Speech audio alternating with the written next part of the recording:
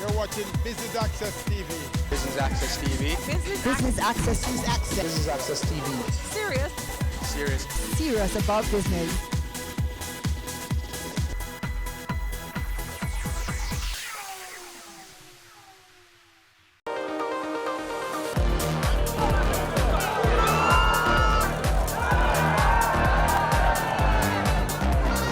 Hello and welcome to Business Access Television's coverage of Roper Cup 2019. It's the annual football festival between Kingston College and St. George's College. We're coming to you from the Stadium East Field, where we will be bringing you highlights from an exciting day of football. I'm your host, Kenil Gale. Stick around.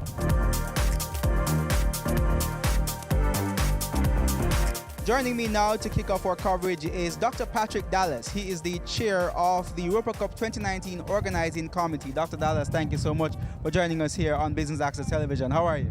I'm fine, thank you, and you're most welcome. And thank you for being here to be part of this great football festival called Roper Cup. All right, awesome. Let's start by telling our viewers a little bit about the Roper Cup. Give us some background in terms of the genesis of the Roper Cup and the reason the festival is so important to Kingston College and St. George's College. Well, Roper Cup is symbolic of that friendly rivalry between two great institutions on North Street, Kingston College and St. George's College. This Roper Cup competition goes back to 1964. It's named after Father Jack Roper, who was a Jesuit priest at St. George's. And our founder of Kingston College, that is Percival William Gibson. He actually is a old boy of St. George's College. And we have managed to keep that link between two institutions. We are, we're rivals on the field, but we are very good friends. And the enduring part about Roper Cup and why we want this to continue is because it is important to show that we can be rivals and friends. So, as I said, it started in 1964, so this is really the 56th renewal of the Roper Cup. And this year, Kingston College hosting. We alternate host for the Roper Cup competition. One of the important things about this year too, one of the attractive thing about this year too, is that the final match, which is usually the Manning Cup match, is really a replay of last year's Manning Cup final. Right. So we expect to get a lot of interest in this. We expect people to come out and see this as a dress rehearsal for the season that is coming up. For the season that's coming up, which should be a renewal of the intense rivalry. But talk to me, you said the Manning Cup match will be ending the proceedings this evening. Talk to me about the other divisions that happened today. Okay, we started with under 14, and Kingston College won that 4-1. We then had the under 16. The more things change, the more they remain the same. Kingston College won 4-1 again. Then we went into the under 35, and that was a 1-1 draw. And the over 35 ended again in the 2-2 draw. Well, it's interesting because the George Thompson Cup is decided on the aggregate score of the under 14 and under 16. Right. And then the Roper Cup itself is decided on the under 35 and the Manning Cup scores, the aggregate scores.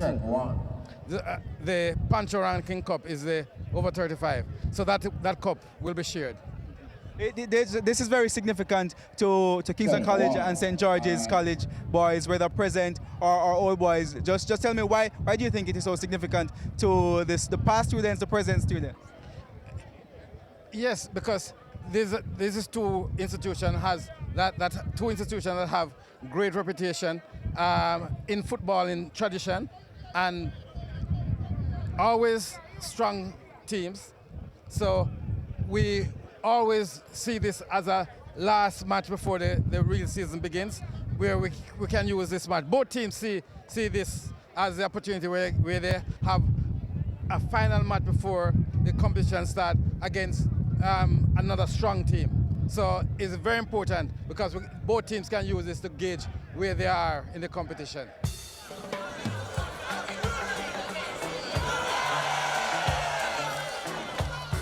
Joining me now is a man they call Coolie Pele.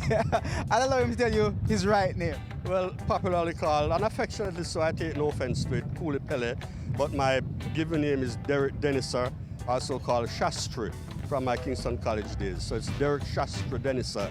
And the fans call me all kind of things, whether they are rooting for me or against me. But I've learned at KC not to resist any names given to you, but to just smile and go on. And with the KC St. George's College rivalry, they probably have called you a lot of things in the days, right? Yes, a lot of things, affectionately so. And I've grown from when I was a player to a past player to now working with a company that sponsors the competition. And it's been friendly rivalry over the years. The Roper Cup is really the longest traditional feud or rivalry between high school at the football level. And we welcome it every year. The St. Georgians look forward to it. They tease us, they say our headmaster went there and the cup is named after a Georgian. And we tell them that they may be twice as old as us, but we are twice as good as they are. Talk to me about the importance of the Roper Cup in building not just the rivalry, but the brotherhood between these gentlemen going to these schools. Well, the rivalry is very important. These are two great traditional institutions, and the tenets and principles that they uphold and have dear to their heart, we try to transmit that to the wider society. Honesty, character, good building. Rivalry and sport, yes, but the aim of Bishop Gibson was to build good men for the wider society so that all of us in the end can benefit. Education is paramount, but then physical activity, a good healthy body with a good healthy mind are as well for the success of the society. Talk to me about moving from being a player to being a national player to now being involved with the organization and sponsorship of the Roper Cup. Well, you move on as with age, you are not able to do what you would like to do physically, but mentally you still have a desire so to do. But not being able to do it, we impart it to the young and upcoming youngsters who, I was like them once, and we try to tell them that one day they'll be like us, God willing, they live forever. And to live not only for today, but to live with eternity in view, what we do and say now, and the principles and the values that we are teaching them. These are values that on the road of life, they can guide them and they avoid pitfalls and make the best of their best situation. But primarily for the youngsters still in school, the rivalry is intense. With age and memories, it diminishes, but the values that we hold there, that never diminishes. Talk to me about coming on as a sponsor. Why did Qualcare decided to come on as a sponsor for the Roper Cup? Well, Qualcare, it's a quality product, and we wanted to introduce the drink to the athletic population. It's a good quality drink. Interest is nutrition you can trust, and that is where our interest is. It's primarily Qualcare, the parent company, is primarily a pharmaceutical company. But they say an ounce of prevention is better than a pound of cure. And with good nutrition, you can delay the onset of illnesses that would otherwise occur. So in trust, nutrition you can trust. And Qualcare is proud to be associated with the Roper Cup. KC has done pretty well so far in the other divisions that have gone so far, with the over 35 still happening now and the Manning Cup matches to come. Who are you betting on? Well, I'm not a betting man. My heart is with Kingston College, unapologetically so. But more important is for the fraternity, the St. George's and the KC fraternity, to come together, have a good time. I say at the launch, the organizer of this year's competition said it's unparalleled or unheard of anywhere else in the world. Not only Jamaica, where two such great institutions are less than 100 meters apart, and that is Kingston College on the southern side and St. George's on the northern side.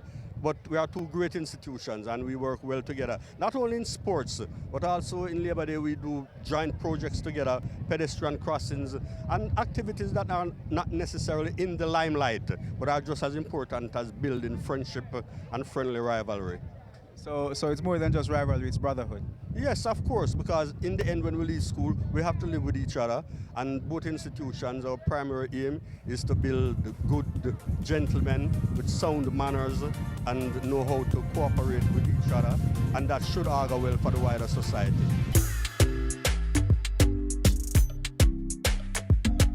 Joining me now to talk a little bit about his match is the MVP from the under 35 division of the competition, Sanjay Mathura. He plays for St. George's College. Sanjay, welcome to Business Access Television. How are you doing? I'm alright, thanks for having me. All right, great. Tell us a little bit about your match today. Well, my match was very competitive, sun was hot and an enjoyable game. You scored the goal, so you were the MVP. That makes you feel a little special, right? Yeah, very special because it was a wonderful goal, awesome goal from the top of the 18, watching the ball going to the top corner, so it was a very special moment. What does playing in the Europa Cup means to you as an individual player? Well, I always display a lot of passion for the blue and white, so it's always good rivalry with KC, although we're brothers across the street, but it's a great deal of history and a lot of football games between each other and very competitive games, glory and defeat, so it means a lot. Do you think the rivalry between Kingston College and St. George's College makes each team stronger? Definitely, it makes each team stronger because each year, one winning, one losing or drawing, everybody learns from it and we move forward in our competition. If somebody is asking why, because you're in the under 35 division, and I figure when you become over 35, you will want to still be playing. For those who are asking, why do you continue to do this? Well, it's the love of the game, the passion and the love for your school, and you come out and have fun on this day, you come to Stadium East or if it's at George's, and you just come out and have fun, and you see old friends from way back when. It's just fun. So it's a day of building brotherhood and camaraderie and all of that? Yes, year after year, because it's already there, so it's just year after year continuing the structure and everything that's good about this day and the Europa Cup. You played several Europa Cups. Tell me, what was one of your most memorable moments over the years? Well, I'll definitely remember this one because I scored, but there's so many moments I could go on and on to tell you. But there's a lot of good Europa Cups that I've been through. This event epitomizes what true spirit of friendly rivalry is about. And we hope that the camaraderie between the right side of North Street and the other side of North Street will continue. We take a break here on Business Access Television's coverage of Europa Cup 2019. More when we return.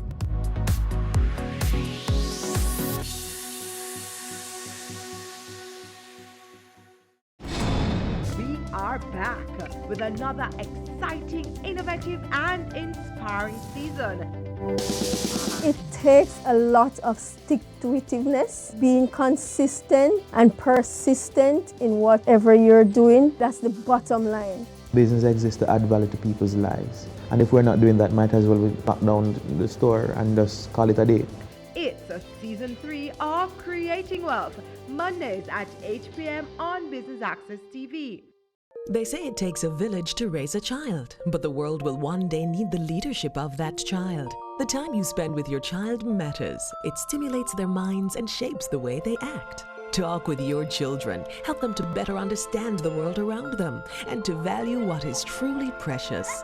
Above all, the most valuable gift you can give them is love. Play, talk, teach, love. Take the time. It makes all the difference. A message from the Parenting Helpline and Ad Council Jamaica.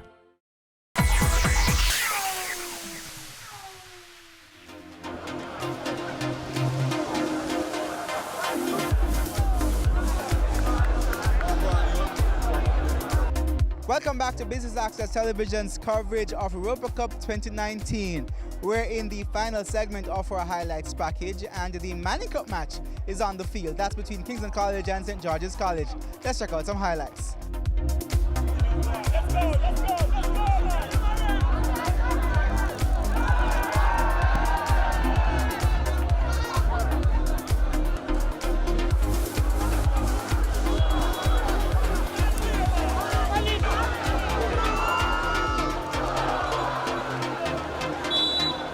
So we caught up with another MVP. This time it's the MVP for the under 16 division of the competition, Jaheim Johnson. Now he scored 3 goals in KC's 3-1 win over St. George's. Congratulations, sir. Yes, sir. All right, how's the match for you? It was very hard because I have a shoulder injury, I just stayed in the match and do what our coach said. Hold on, so that's shoulder injury. You scored 3 goals. So if you never have a shoulder injury, how much goals did you score? I don't really know. I just go there and did my best. What was it like beating St. George's? It was very challenging, and it just boosts my confidence to go in the competition and do my best. Being a part of something with such great tradition such as the Roper Cup, what does it mean for you as a young player being a part of this, where you see so many players from years gone by? You have the Manning Cup team participating, you have masters who are over 35 participating, and you in your own right standing out. How does that make you feel? That made me feel very happy to see the legend of KC playing, and plus myself playing amongst my opponents, St. George's, and my teammates. Made me feel very happy. All right, let's talk a little bit about the future. You're a young player with a bright future. What are your plans? I assume you're playing Colts now, so you want to move on to Manning Cup and probably the national team? Yes, that's my future, to play for Jamaica, to represent my country. And what would that mean for you to don the colours of Jamaica? It would mean a lot to me because I'm trying from I was 12 years old playing under 30. I'm doing it for me, my dad, and my family.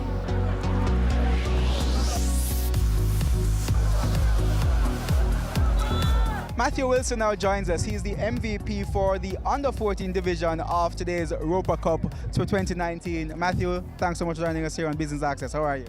I'm great. All right, tell us a little bit about your match. KC won 4-1. Yeah. Match is very great, kind of competitive most of the times, but I still pull through great. All right, I take it your teammates were happy with the victory and being victorious over St. George's? Yes, we're very pleased with the victory and the performance. To tell me a little bit about your personal feelings, or how do you feel to be a part of the Roper Cup 2019? I feel very great be a part of Roper Cup because it's a nice competition to play. It's great. Last season, you're a part of Kingston College Pepsi team. Last season, you guys did pretty well. You're looking forward to the next season and doing better? Last year, I wasn't playing much game because I was injured. So this year, looking forward to do a great job.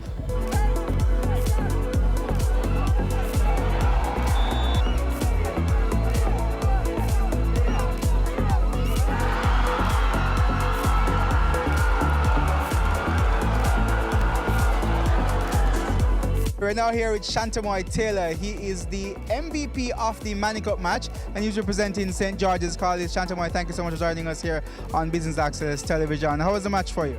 The match was a great match. I played in patches, but I delivered to my team.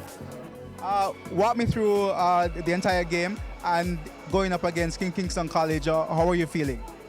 I was feeling a little nervous coming out in the game while the game was playing, and then I started to relax and play my game. Was it difficult playing against Kingston College? No, well, they had lots of supporters here, so was that at all intimidating? Yeah, a little bit because a lot of fans and being nice and talking. Okay. Looking forward to the Manning Cup season. What are you expecting? I'm expecting to play to my quality and play some good football.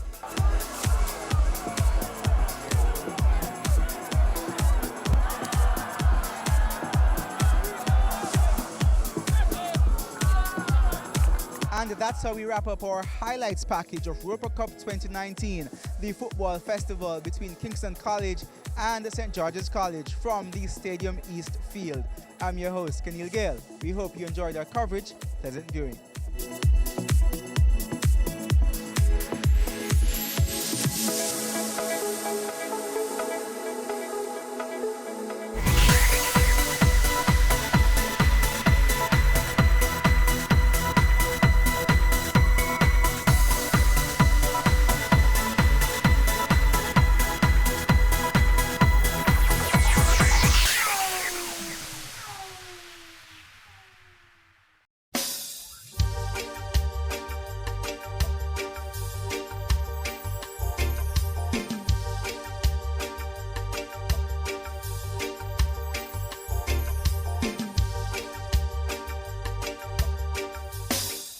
Evelyn Harris is a maroon healer in Jamaica. She has spent decades making a living from her knowledge of Jamaican plants and their healing properties. The products she makes from these plants are in constant demand, and she's happy to be able to help others. She is symbolic of many persons in the Caribbean whose traditional knowledge is a rich and often unacknowledged resource. You have to be curious to learn about herbs. This is dog's blood, and this one is good for infection or black tube. And this one is piaba, and the piaba is what good for women who's going through menopause.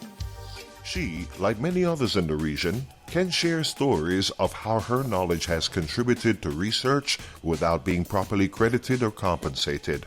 But all that will change as more Caribbean countries are getting on board with a Nagoya Protocol that will protect knowledge held by persons like Evelyn and will serve to preserve the natural resources she depends on.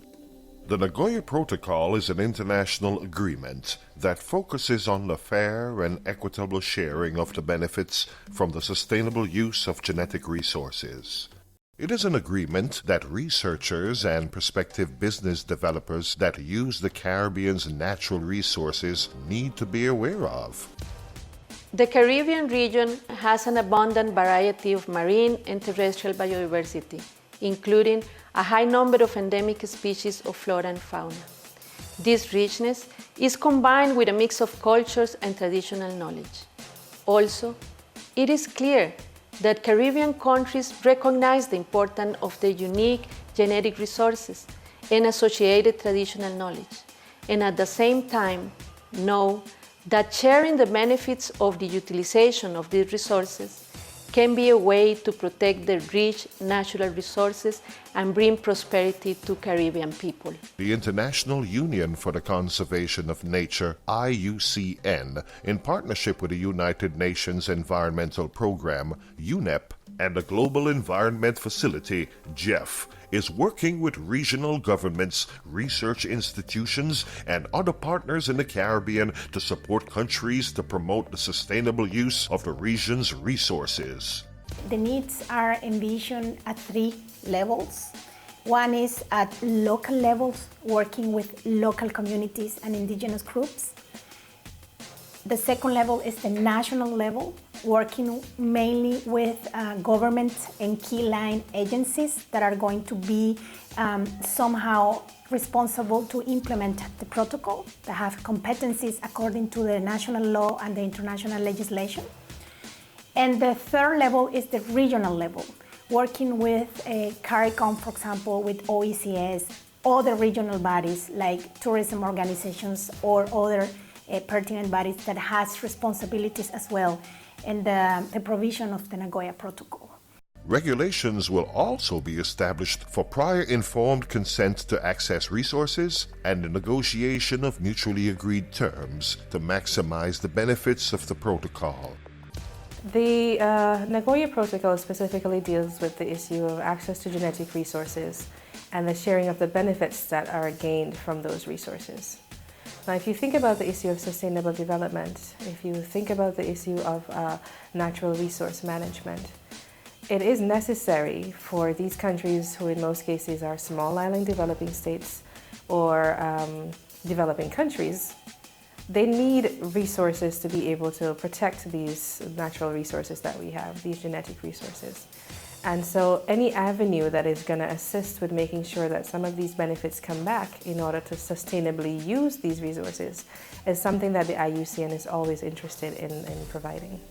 The Bahamas, for example, is a hotspot for access to genetic resources for research and development.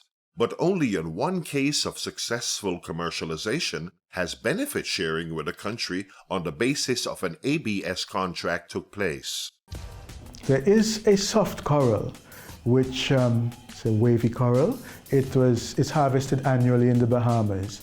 And an extract from that was the first source of the chemicals which are used today in skin revitalizing anti-aging creams. One of the researchers from the University of California came to the Bahamas and discovered a class of compounds which have anti-inflammatory properties. Later on, over 100 products in the world have been developed from the extracts from this coral. For practitioners such as Dr. Sylvia Mitchell, the protocol will change the way how local communities and indigenous people like the Amerindians, Maroons, and Rastafarians operate. The indigenous and local communities have to be part of the process. A very important part that the Nagoya Protocol recognizes in this whole value chain is that there are local indigenous communities all over the biodiversity-rich areas that have, over many, many generations, developed recipes. And when you develop products in the end, many, many years later, creams, anti-cancer, whatever, many times that traditional knowledge has been taken into account, but it doesn't filter back to those local communities. Several Caribbean countries have already started putting in the framework to benefit from the implementation of the Nagoya Protocol. In Guyana, certain key steps have been taken. Guyana already had a system in place with regards to granting access to its genetic resources. And that system is basically done through the Environmental Protection Agency. We're the agency responsible for granting all access to persons coming into the country to do research. If persons want to enter a specific community to access a specific resource, they have to get the consent of that community. When that consent is received, what they do is they have to submit that to, we have Ministry of Indigenous Peoples Affairs. And they would usually issue official permission saying the community has no objection with this person coming in to do such and such. When we have that, then we would issue our permit. For Antigua and Barbuda, much has already been done, as these islands are in the process of depositing their ratification instrument. This project will allow us to develop our regulations, to develop our policy, to set up our institutional infrastructure to now manage the issues. We don't know when any genetic materials and the associated traditional knowledge are being taken out of the country. We're not aware. It's only those people who will inform certain agencies or certain government agencies that they're taking them out. That only happens occasionally. But in instituting this Nagoya Protocol, in instituting our ABS regulations and policy, we'll be able to finally have a system to regulate this process. The Nagoya Protocol is helping to preserve traditional knowledge that could be lost as elders die. Over a period of time, people will come there, people have their complaints, people want to be treated for some ailments or whatever, and people just community folks will do what they have to do for them, but not necessarily telling them, you know, what is it I have done for you. Okay, if you come, you have a problem with your belly or your back or your shoulder or whatever, you will get the treatment for it. But it doesn't necessarily mean that you're gonna know all the ingredients and stuff that goes into it. And even sometimes if people would probably show to you, you might see an ingredient or two that they use, but it would be probably the least important of the ingredient that you would have seen. As the Caribbean embraces new opportunities to benefit from our biological resources, we look to the future. I represent 11 parishes across the island which have a membership about 5,000. These are traditional farmers who have been growing marijuana illegally for years. Now that we are on the way to have a formal industry, we are working hard to allow standards to fit their needs as grassroots people while working with governments and agencies across the world. The Nagoya Protocol is opening doors for Caribbean people.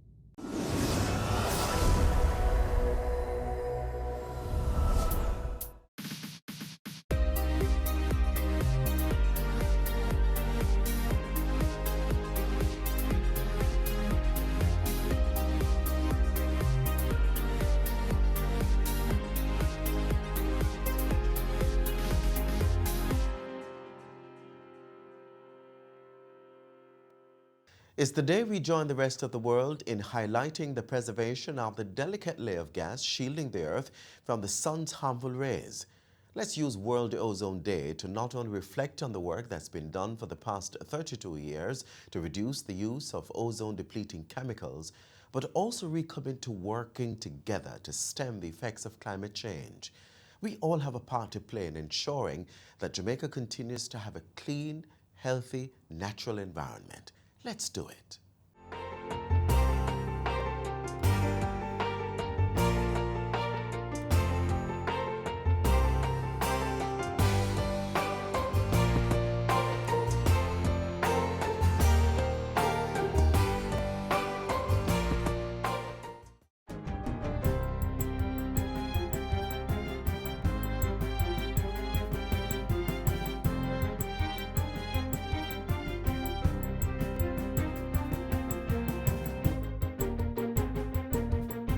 Good day, I'm Stephen McHugh, and this is your JIS News for Monday, September 16. Energy Minister Favour Williams says the Petroleum Corporation of Jamaica, PCJ, will remain open for business until its day-to-day functions are transferred to the Ministry of Science, Energy and Technology. The new institutional arrangement for the PCJ was decided by the Cabinet recently. Following that decision, the ministry has reportedly taken steps to consult with the Public Sector Transformation Implementation Unit in the Finance Ministry to determine the broad framework for action. In addition, Minister Williams and the Permanent Secretary convened a meeting with the staff of the PCJ to inform them of the changes. The Energy Minister is to address the development on Tuesday in a statement to Parliament and press conference afterwards. The Petroleum Corporation of Jamaica is a statutory body under the Energy Ministry. Established in 1979, it is the parent company of the state-owned oil refinery Petrojam. Jamaicans are being called to take a stand against anything that violates good living and all forms of criminal activity. This call to action is reinforced through a national anti-violence campaign dubbed Live Good, which was launched on Friday in Top Range, Mountain View. The campaign is geared towards strengthening social inclusion in crime fighting and violence prevention and reinforcing the social contract between citizens and the state. National Security Minister Dr. Horace Chang says the initiative is also part of government's drive to encourage Jamaicans to adopt a culture of respect while resolving conflicts amicably. We'll never get that kind of violent activity under control until the people are involved and the communities are involved. And we struggle to find how do we get that message, because while the police is required to enforce the law, the fact is if we are living good, they don't have nothing to enforce because there is no challenge out there. Dr. Chang says the public education campaign has been activated to take the message across the island. So far, under the Live Good initiative, digital boards have been mounted in the Maypen Town Square, Sam Sharp Square, Spanish Town, Halfway Tree, and the St. William Grant Park in downtown Kingston. Murals have also been painted in 4 communities, and advertisements have been produced for mainstream and social media. The Hagley Park Road Legacy project is now approximately 80% complete. The disclosure was made by Communication and Customer Services Manager at the National Works Agency, Stephen Shaw, during a recent JIS interview. He says the drainage network is about 90% complete, with minor works to be done on the stormwater drains in the 3 miles area. We still have some drainage features that we need to tidy up. And once all of those things, which are precursor items to the final lift of asphalt, then we will move quickly to have the roads paved, the markings done, the cat size installed, all the permanent features in respect of the traffic signals installed and commissioned into service, so that the public can have the full benefit of the improvement works that we have undertaken here. The Hagley Park Road project is one of 5 legacy projects being undertaken by the government under the Major Infrastructure Development Program, MIDP. The National Water Commission, NWC, is reporting a slight increase in water levels at the Mona Reservoir and the Hermitage Dam due to recent rainfall across the island. NWC President Mark Barnett says the Mona Reservoir is now up to 31% from 26%, while the Hermitage Dam registered a 2% increase to move up to 44%. Mr. Barnett was speaking at a JIS think tank on Thursday. He says while the marginal increase is positive, it is not enough to significantly address the country's current water demand. We did not receive, as we would have customarily received, our secondary rain period in April, May, June. We usually span just about those 3 months. Sometimes rain starts in April, sometimes it starts in May, goes on into June. We did not receive what we would have considered the adequate quantum of water that would help to replenish our storage. And so when you come out of the longest dry period, so the longest dry period is really from December all the way up to April. That's just about 4 months. No rainfall, your dry period continues, and it continues until September. Just last weekend, we start to see some improvement. Mr. Barnett explains that if the rainy months produce significant rainfall, the corporate area water issue is expected to improve as Kingston heavily utilizes surface water. In the meantime, he says the NWC will continue to truck water to critical institutions such as hospitals, schools, clinics, and police stations, as well as to affected residential communities. Health and Wellness Minister Dr. Christopher Tufton says a robust maintenance system for equipment will be entrenched as part of public health reform. Dr. Tufton says the administration will be advancing the policy to support the mechanism, which will be overseen by the leadership within the health institutions. Part of the reform going forward is not just to replace. And we have done the studies and we know what we need. Nearly $32 million worth of equipment is needed to put back or replace what we had acquired some 10 years ago. But a critical part of the way forward is going to have to be to maintain. Dr. Tufton was speaking at the recent handing over of a new C-arm X-ray machine to the Maypen Hospital. He says the ministry is close to having an agreement with external suppliers to provide diagnostic services where the equipment is not available at the public facility. What these Jamaicans will get when they come to a hospital and are treated by the public health system is not a piece of paper to say go pay, it's a piece of paper to say go do and come back, and you won't have to pay. And that, I believe, is going to go a far way to addressing the obvious anomalies and inequalities within the system. And finally, 52 high schools are now participating in the Ministry of Education's Twinning of Schools initiative. Through the twinning process, students will be exposed to academic and extracurricular programs that are not currently available at their own schools. Among the participating schools are Ardennes High, Pembroke Hall High, Haile Selassie High, Campion College, and Holy Trinity High in Kingston and St. Andrew. The news was revealed by Minister with Oversight for Education, Carl Samuda, during the official launch of the 2019-2020 school year at Ardennes High last week. The fear that a lot of people might have privately, that it's a cultural crossover. It isn't. It isn't at all. Because there are many students at this institution that is considered an Ivy League institution that are from the same communities of those from Kingston High and Haile Selassie.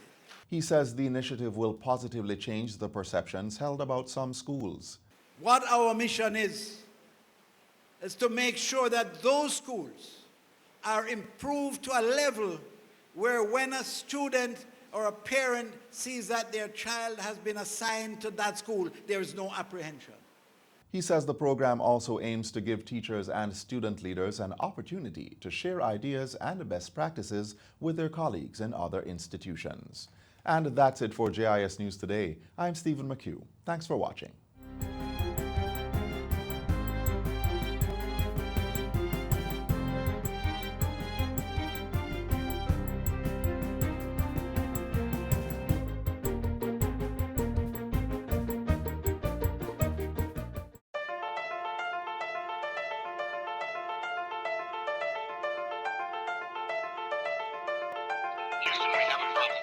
Jamaica's beauty is our duty.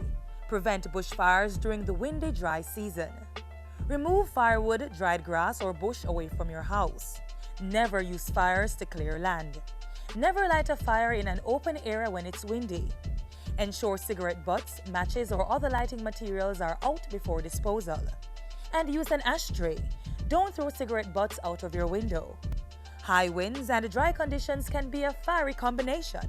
Lend a hand. Protect our land from fires.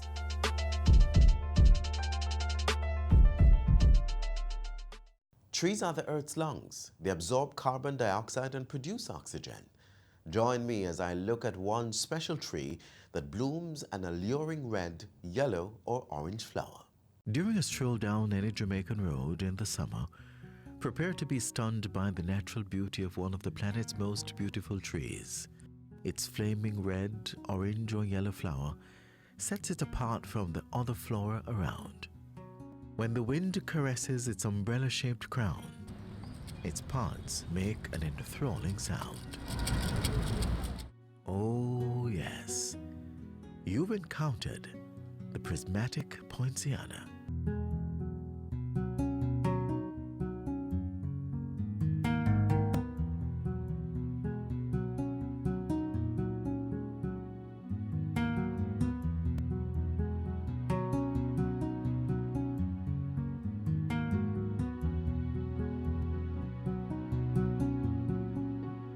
It's a very popular tree in Jamaica, and it's been planted for over 100 years. Delonix regia is a flowering member of the bean family. It's known here in Jamaica as the Royal Poinciana. Other parts of the Caribbean call it flamboyant, flame of the forest, or flame tree. A native of Madagascar, a country off the coast of the African continent, this striking plant is a feature of many Caribbean landscapes. It is also common in the tropical parts of Asia, the Pacific, and Australia, as well as North, Central, and South America.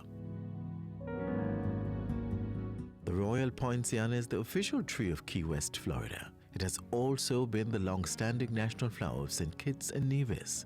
Not surprising then that it would take its name from the man who is believed to have introduced the plant to the region, St. Kitts and Nevis's first French governor, Philippe de Poincy. It came to us via St. Kitts and was introduced at around the same time that Castleton was formed as a botanical garden. So it got here at the same time with some other legumes, meaning trees that are in the bean family. So it's in the same section of the bean family as, say, Tinking Toe, which a lot of people know, and logwood. This evergreen plant grows tall and fast, reaching heights of up to 12 meters in 6 years under favorable conditions. The Royal Poinciana's trunk can be wide but not overly large, as it produces a light, flimsy wood. Its bark is usually smooth and straight, but may extend into several stalks and grows low with regular pruning. The tree's big green buds burst open to reveal large, showy pentamerous petals, complete with its fruit protruding through its center. This legume starts out soft, small and green, then ripens into a long, hard wooden brown pod. The seeds are large, which means that they have enough food stored to just exist in a room at ambient temperature. The plant grows easily from seeds or cuttings. As a member of the legume family, the leaves of the Royal Poinciana are compound in nature, comprising of several little leaflets. These fern-like leaves form a dense, unmistakable umbrella-like canopy, a well-needed respite from the hot summer sun. Because the flowers are so showy and conspicuous, lots of people like to plant it. Over the years, we have had it in many parks, and it has generally reproduced itself in any possible space that it finds suitable.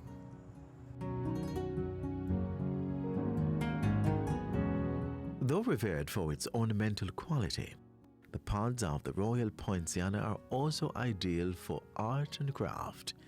You can make necklaces, bracelets, or art pieces by dabbing it with some paint. You may get a percussion instrument by shaking the pods, Or you can make an actual marica by placing the seeds into a calabash. There are also studies of the chemical compounds found in the seed, but that's strictly an academic exercise. I gather from some searches that some folks in the Central American area use it medicinally. If you're interested in brightening up your piece of the rock with this flaming forest flower, then here are some things you may need to know. While incomparable in its beauty, the Royal Poinciana is an insect magnet. It's prone to termite infestation and has its own caterpillar that turns into a moth along its bark. And this tree sheds. So depending on how you view the world, it could be a messy pile of flowers or your own summer snow. Due to its dense shade, the Royal Poinciana may prevent the growth of other trees. Its extensive root system may also pose a threat to your sidewalks. It's a tree that needs to be tended if you're going to put it in your yard. But it's worth it because in a good year of blooming, it is rather spectacular. If you're still mesmerized by this statement piece, you may purchase a plant with a color of your choosing from the forestry department.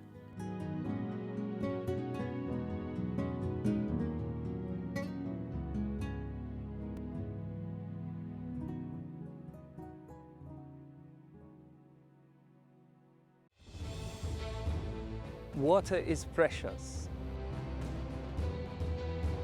So we encourage everyone to practice the 4 R's of water conservation. Always remember to reduce your use of water wherever possible. Replace water wasting devices with water savings devices. Reuse water wherever possible. And wherever leaks are found, please repair them and repair them quickly. Don't delay. Practice the 4 R's of water conservation today. Jamaica has been making significant strides in confronting the dangers of plastic waste. On January 1 this year, we imposed a ban on certain single-use plastic bags and straws, as well as styrofoam containers. Take a look at why the move was necessary.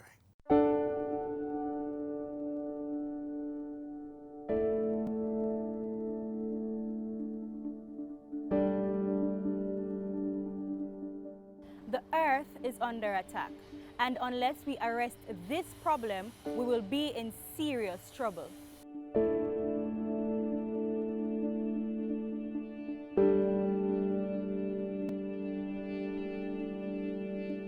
The rapid growth of plastics is threatening the survival of the planet, from littering our beaches and landscape to clogging our landfills and poisoning and injuring marine life.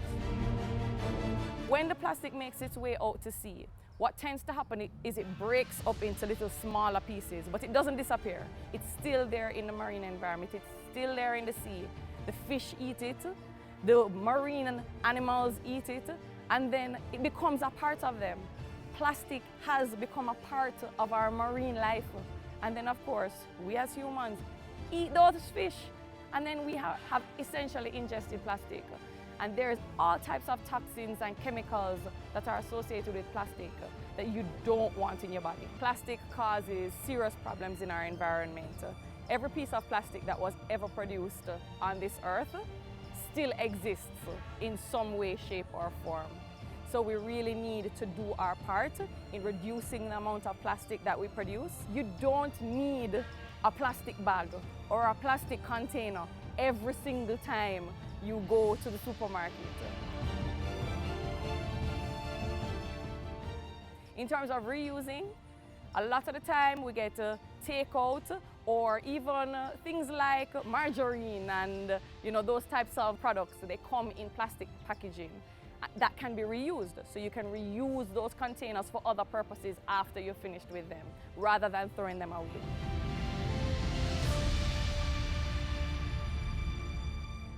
If you walk down the street in your communities, across the length and breadth of the island, you will notice something that is most common: plastic, plastic, and more plastic.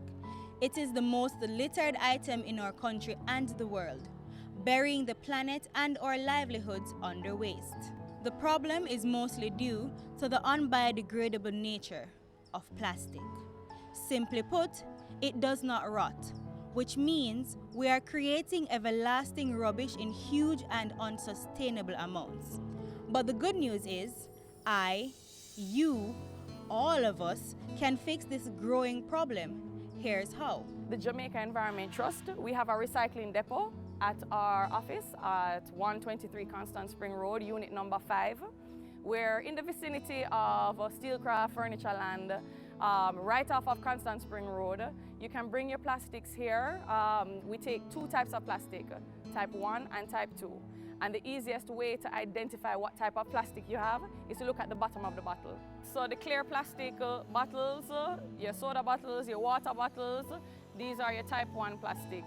When you're talking about the more opaque bottles, the ones that you can't see through, right? Household cleaners, bulk syrup, those kind of bottles, that's the type 2 plastic. And we're one of several depots that are located mostly in Kingston, but there are a few outside of Kingston. All of this is really supported by Recycling Partners of Jamaica, so they are our big partner in this. Recycling Partners of Jamaica, of course, is a public and private sector partnership. So you have a lot of the distributors of products that are, found in these types of packaging, partnering with the government of Jamaica to facilitate recycling in Jamaica. We're open Monday to Saturday. The gate opens at about 8:30, 9 o'clock on these days, and we're closed by about 5:30, 6 o'clock. So, the next time you decide to discard of your plastic, do it the correct way. Go for paper and other biodegradable materials when you can. And let's make Jamaica the place of choice to live, work, raise families, and do business in a sustainable way.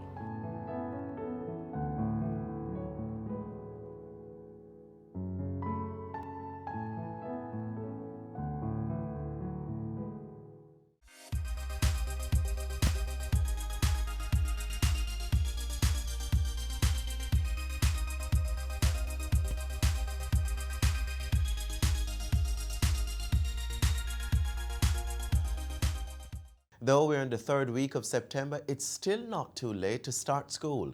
Find out how you can improve yourself with professional development courses next.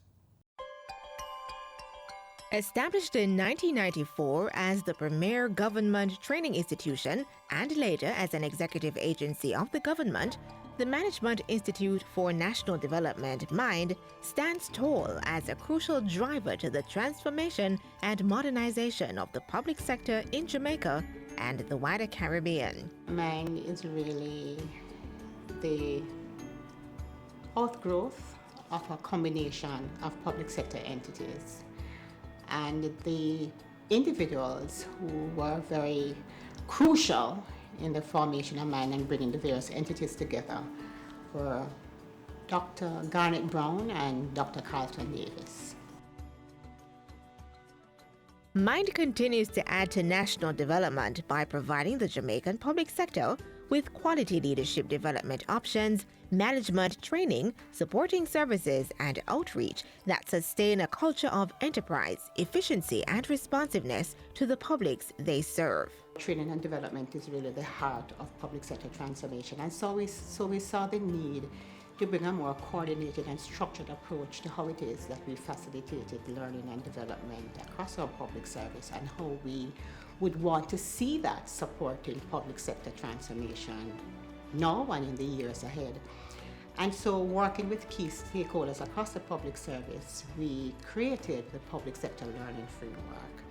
As a country, we want to be dynamic, and being dynamic means that we are going to have to keep in step with all the changes around us, and we need our public sector to be constantly developed so that we can transform as a public sector to be responsive to the needs of our citizens and to a developing economy and towards developed country status as well. Registered with the University Council of Jamaica UCJ as a tertiary level institution, the programs and courses at MIND are offered at the certificate, diploma, Associate of Science degree, and postgraduate diploma levels. Yes! Over 50 individual offerings of programmed courses run throughout the year, utilizing the face-to-face and/or online delivery modality, in addition to those learning interventions that are facilitated in a customized format. Here at MIND, we use a competency-based education and training philosophy. What that simply means is that our participants, having completed a program here at MIND, they're able to go back to their organizations immediately to transfer that learning. We have 3 product lines: scheduled programs, where we deliver over 50 programs and courses on an annual basis, and that is presented to the public through a schedule of learning products. And so they'll look to see what are the product offerings and they can access those programs and courses. However, you have some of our clients who want something done specific to them. So we design, develop, and deliver those programs under our customized brand. We also have our consultancy arm of the business, and with that we respond to terms of references that will be advertised by our public sector stakeholders in the newspaper or on the online portal, or some of them will contract us directly. MIND is pleased to introduce its newest product line, MindReach, which is aimed at empowering unreached and underserved stakeholders. Through this medium, MIND is able to connect with its local communities through various developmental and transformational projects. The institution's partners include Caribbean Leadership Project CLP, Center for Creative Leadership CCL, National College for Educational Leadership NCEL, Cave Hill School of Business and Management, Jamaica Civil Service Association JCSA, Strategic Human Resource Management Division in the Ministry of Finance and Public Service SHRMD, and ministries, departments, and agencies of government. The time that I spent at MIND and the subjects that I was exposed to, I mean, they have tremendously helped me in carrying out my work. I am considered a good leader in the JSF, or an outstanding leader, and it is as a result of my exposure to this training at MIND. Having joined the Jamaica Fire Brigade in 1995, having understanding of my job, I realized that I would want to be a supervisor very soon. So I went seeking a course that I could do just to elevate myself. I went over to the MIND office in Mandeville, and the greeting and the welcome from the staff there was very encouraging.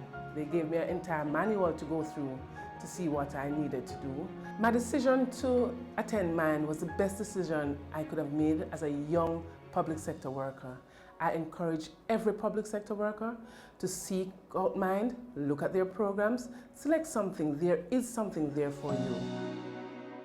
MIND has solidified its mark as a center for excellence and continues to facilitate capacity building for national development and the continued transformation of the Jamaican public sector. I choose MIND. I choose MIND, and so should you. I feel so privileged to represent the MIND. For more information, contact us at 876-927-17613. Visit our campuses in Kingston and Mandeville, or our website at www.mind.edu.jm.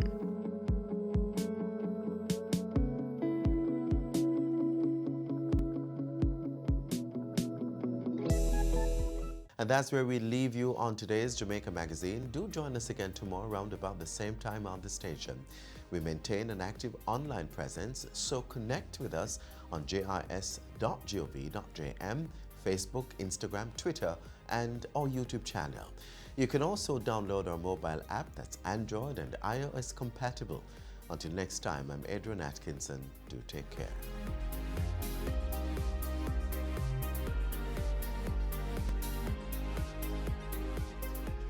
This has been a production of the Jamaica Information Service, the voice of Jamaica.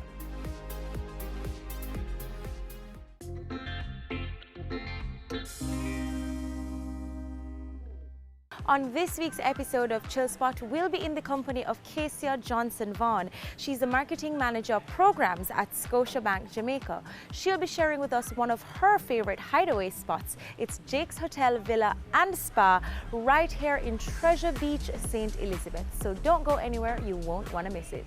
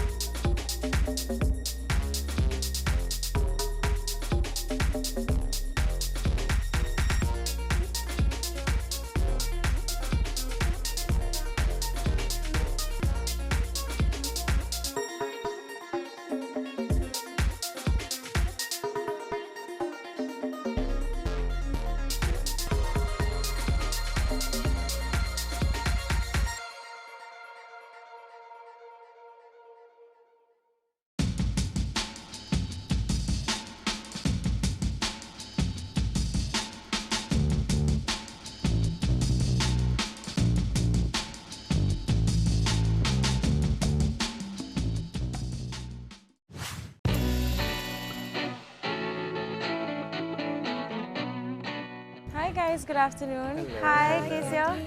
Candy. Nice to meet you. Welcome Hi. to Jake's and Treasure Thank Beach. you. This is just a lovely property. As you step out here, you feel the ambience. It just feels so good. And the breeze. Oh, amazing. Yes, absolutely. So tell us a little about Jake's and the history of the property. Wow. Well, my grandparents came here in 1941 and built a little cottage, a 2-bedroom cottage, which is on Calabash Bay, the year my mother was born. And then 50 years later, 1991, they leave the little cottage for my aunt and the house in Mandeville for my mother. Right. And she was like, no, no, no, I want a piece of Treasure Beach as well.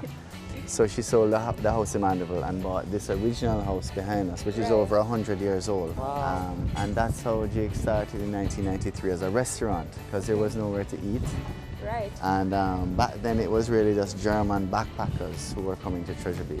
Okay. You know, no one else had really heard of it. Right. And I was in banking. I was managing Pan Caribbean Merchant Bank in Montego Bay. And I said, you know, to my mother, I said, you know, let's expand the restaurant into a hotel. And I gave up my job. And everyone was very concerned because, you know, they're going to Treasure Beach where no one had heard of, and there were not even phone lines back here in 1992. And today, you know, we really have a boutique hotel that we're so proud of. Love it.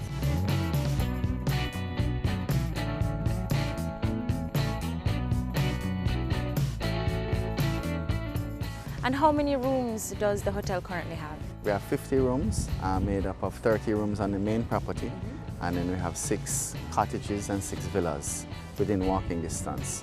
So people consider here as like, you know, the hotel. Right. And then, you know, they speak about Jake's Village, which is basically, you know, throughout the area of Treasure Beach. And as we're here today, I've been told that the entire place is sold out. Is that true? It is, and you know, January, February, March, we really do a lot of, busy time. yeah. But it's been a real mother and son journey, you know, because my mother is a creative one, and she's an artist. Well, I love what she has done with the place. It is beautiful. It's really amazing. I absolutely love it here. That's why it's called the Chill Spot. All right. I like love it. People come and chill here all the time, boy, I tell you. I'm telling you, from Kingston to here, you can't ask for anything else. With the new highway now, yeah, it's easy. In no time. And we have our own airstrip, 10 minutes from the property. We put in an airstrip 5 years ago. Oh, wow. So people flying in small planes. Yeah, exactly. So, you know, That's convenient. to us, it's about building a destination, and we want to be a model for community and sustainable travel.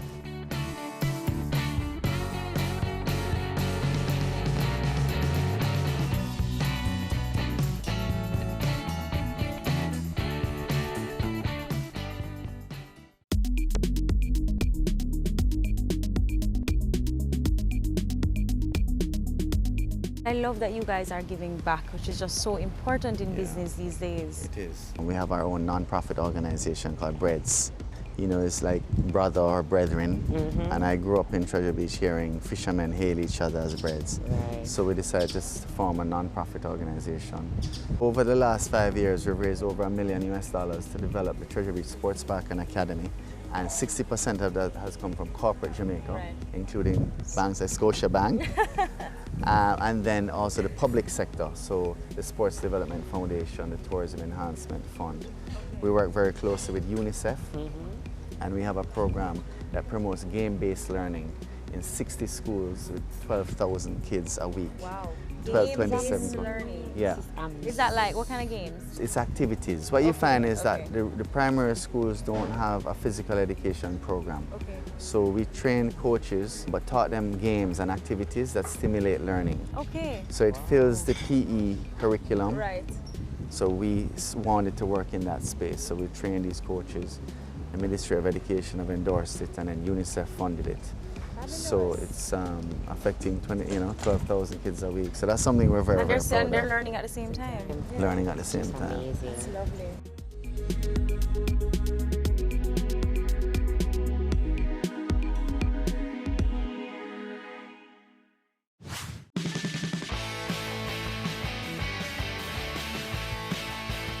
You guys are doing so much.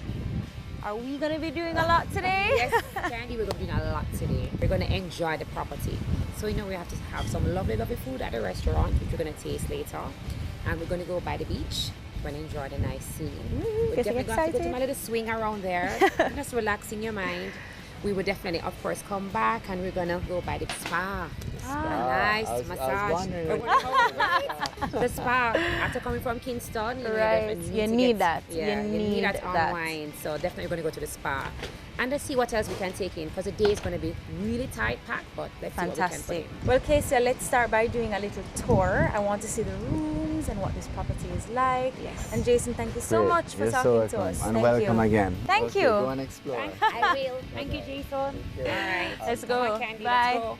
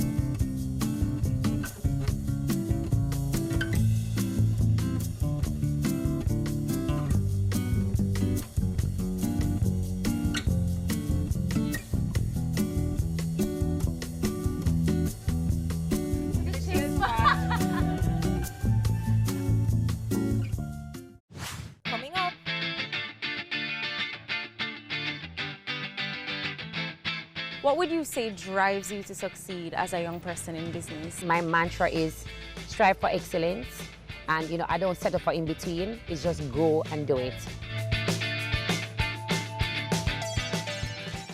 Ready for cable for as little as $100? Ready for no monthly cable bill? Ready for 10 TV channels absolutely free? Then pick up our Ready TV box at authorized stores for $4,500. Hook it up to your TV set, then top it up with Ready Credit for 1, 7, or 30 days. Buy now and get $1,000 free Ready Credit and start watching your favorite shows. Pick it up, hook it up, top it up. Ready TV. Prepaid cable TV when you're ready. Now serving Kingston and St. Catherine. Limited time offer while stocks last. Conditions apply.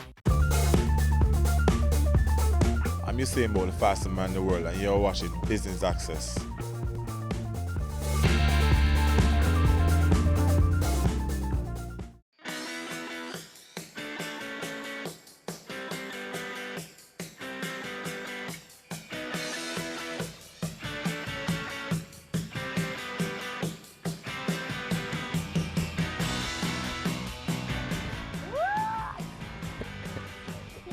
It's not straightening.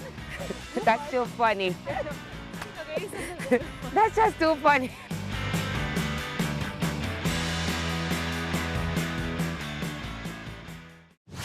right, Kezia, so let's talk about your professional life. What do you do? I'm marketing manager programs at Scotiabank. And what does that mean?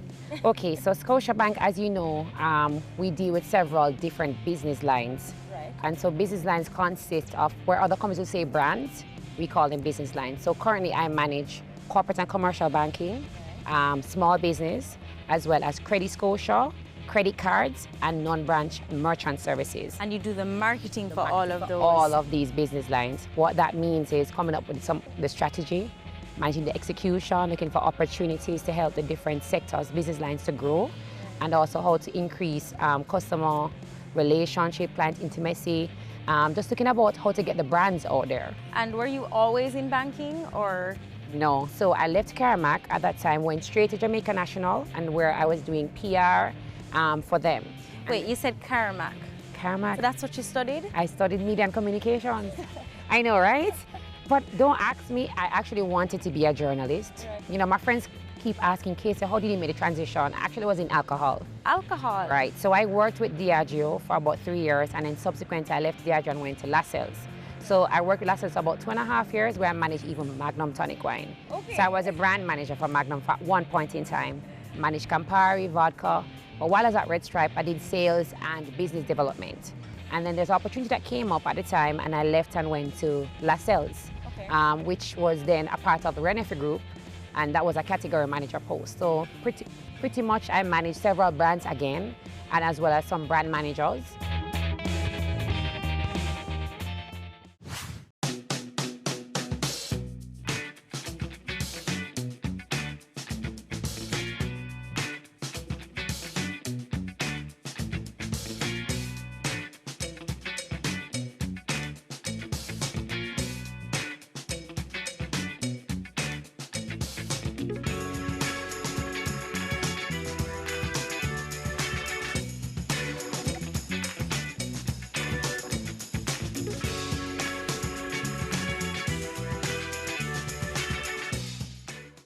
What would you say is your favorite part about your job? Execution. One of the things I love to see was when you have an idea, and you know it's a lot of work and back and forth with different suppliers and the concepts, and you want to get it all together. And when you actually have that idea and you're able to look back and see the execution, so you come to fruition, you see the life, and then people are enjoying the concept, and you get the feedback from people, from your different customers to say, wow, this is lovely. Right. Who came up with this concept? I enjoyed it. That alone, just really amazing. Your partners are happy, your customers are happy, and then your brand is strong. Absolutely. And then similarly now, what would you say is the most challenging part about your position? All right, so working with people is never easy. So the thing is that because I manage several business lines, every different business line has a different personality.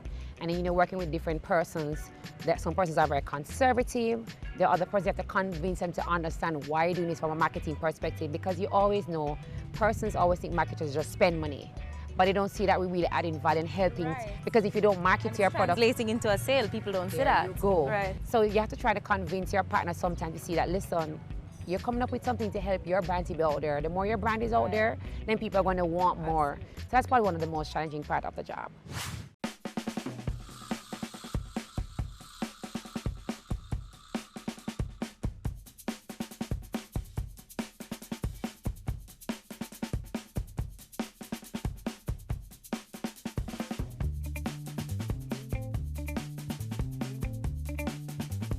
Specific to your role and the programs that you have executed, talk to us a little about that. All right, so like I was explaining to you earlier, I manage at least 6 business lines. Right. So let's take, for example, one of the business lines, credit card.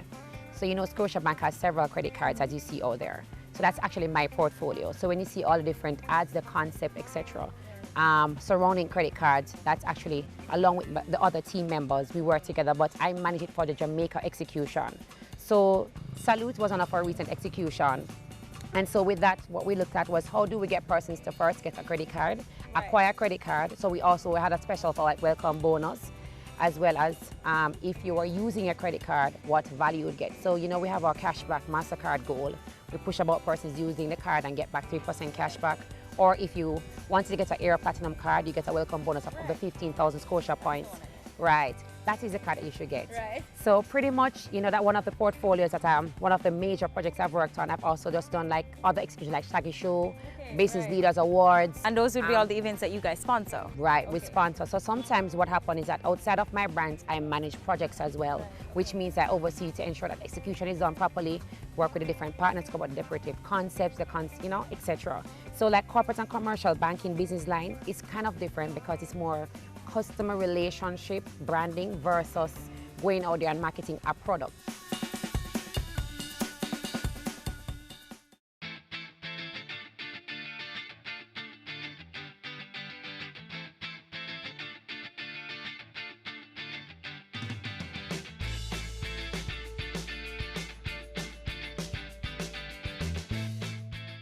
What would you say drives you to succeed as a young person in business? Well, I should tell you that God is the center of my life. Everything that I do is centered around Him. And so that keeps me grounded. My grandmother is somebody who always say, go after your dreams. And she was like, never give up. And I've just looked at that. So there are little things I've taken from different persons, combine them together with God at the center. And that has been helping me a lot in everything that I do. Whenever I'm doing something, I'm very focused, I'm very passionate. You go all out. I go all out. I can see that. I believe in, my mantra is strive for excellence. And you know, I don't settle for in between, it's just go and do it. And what about your other passions? I mean, you sound so passionate about work.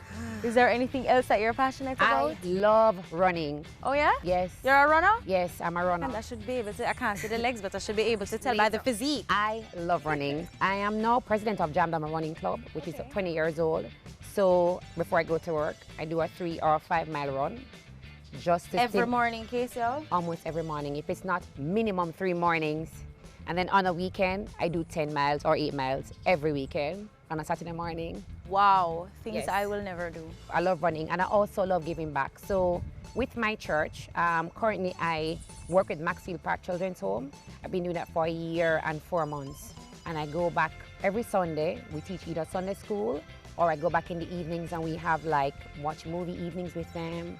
We sit and talk with them, we counsel, we play games, we have game day, we have sports day, all these different things. So the combination, giving back and exercise is important. And with all of that going on, how do you balance it? You find the time for what you really want to do. That's how I realize. It may seem like there's never enough time in a day, but if you really want to do something, you find the time. And one of the things for me is, I don't want to get selfish and get caught up in just achieving, and there are other persons out there that need help. And so I always think about how can I make a difference in somebody's life? Because one of the things that I always say I want to do is leave a legacy. And what is that legacy? That legacy is I just help at least one person can say, because of Kesia, my life has changed, or she has helped me in some way, shape, or right.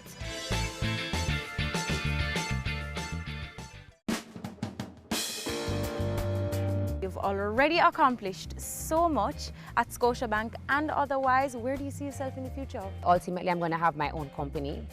I love PR, I love marketing. I also love planning weddings. So I don't know how I'm going to combine all of them, but I know ideally for now, I'm at Scotiabank. And my goal is to really get as far as possible in Scotiabank. I don't know if I'll ever be in Jackie's shoe. I don't know. But I mean, long term, I can say for the next 3 to 4 years, I definitely want to grow in my role. There are many opportunities within Scotiabank. I love the small business sector. I love marketing. So let's see where it lies. But my goal is to be excellent at whatever I do. And by just being excellent, opportunities always present itself.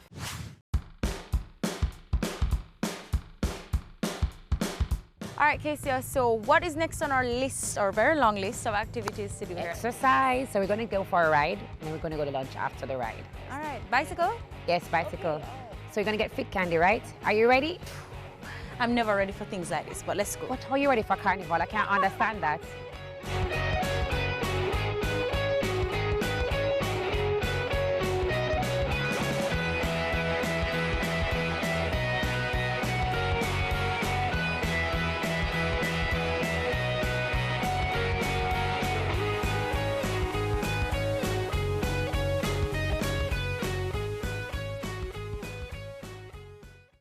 Coming up. Believe it or not, I love to wash. I know it's kind of weird. I like doing housework. It's kind of weird. Wash I know. Wash clothes or wash like dishes or wash anything? Anything. Your business matters. Business Access TV offers you the most innovative and effective advertising solution for your business, specializing in B2B sales, cost-effective solutions, the customers you want, the repetition you need. No matter the size and nature of your company, your business matters. Call us at 876-618-2870 or email us at sales@batvja.com. Business Access TV, serious about business. We are serious about the business of real estate, so catch Home Sweet Home Sundays at 4:30 p.m. or if you missed it, check our website at batvja.com.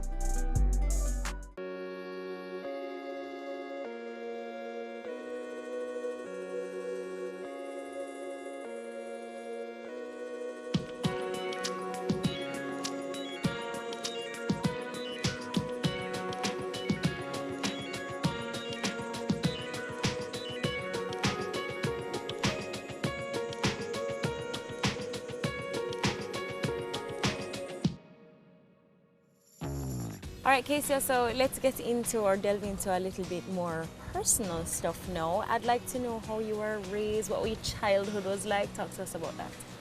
All right, so I'm from the parish of Trelawney. Grew up in a very small community called Clarkstone. Pretty much farming was what really drive the business in that little community. I went to Clarkstone Primary School and then I went to Westwood High. That school really played an integral role in raising me as a young lady. And then came to Kingston to do my A-levels, pre-university school, and then just went straight into university. Growing up as a child, I've always loved sports too. I really used to play netball. I played netball for my community. So I was an excellent goal shooter. I played all the way in high school, all the way up until university. All the time at UW, I actually was even captain for like 3 years. Okay. So I was very involved from that time. I loved sports. So, pretty much my life was high school, church, home, and pretty much any other extracurricular activity. But it was always fun because we used to love play cricket in the road. Right. I was a little tomboy. Really? May not believe it or not. I know. I was. I know, can't see that. But I think I transitioned from when I was growing up into a teenager. Went to high school, you're going to become more conscious of your body. Right. So I kind of stopped being a little tomboy, but I'd climb every tree. I could tree, guinea tree, whatever you think about, I could climb a tree. The only one I could not climb, I remember I used to try coconut trees. Okay. So that really was my childhood.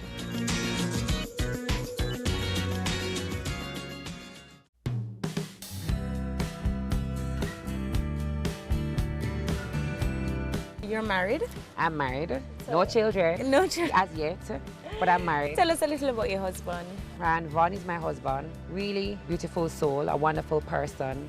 Very quiet, doesn't like the limelight, doesn't like being out. So you're not going to see him as much.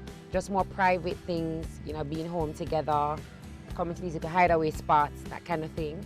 He's a father, so I have a stepson. His name is Shane. Really nice, beautiful young man as well.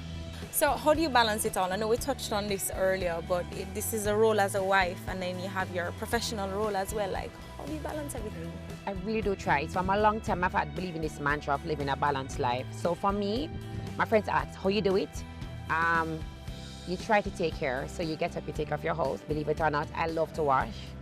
I know it's kind of weird. I like doing housework. It's kind of weird. Wash wash clothes or wash dishes or wash anything? Anything. I'll wash dishes, wash clothes. I know. It's not the average typical woman.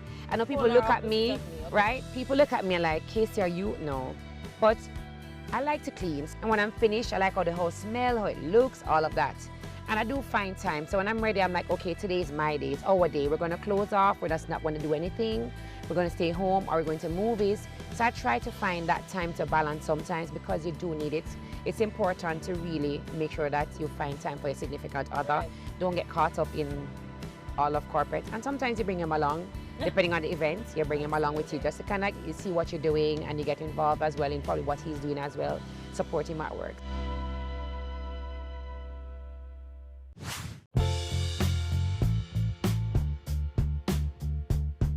What's the one thing you'd want people to take away from our day-to-day and from everything that you've said?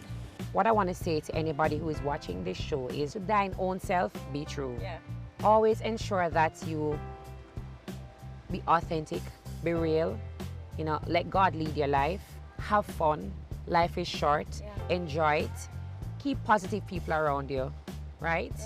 Take time sometimes from all the noise around you and just be grateful. You know, give God thanks for life, for everything, because today was an awesome day.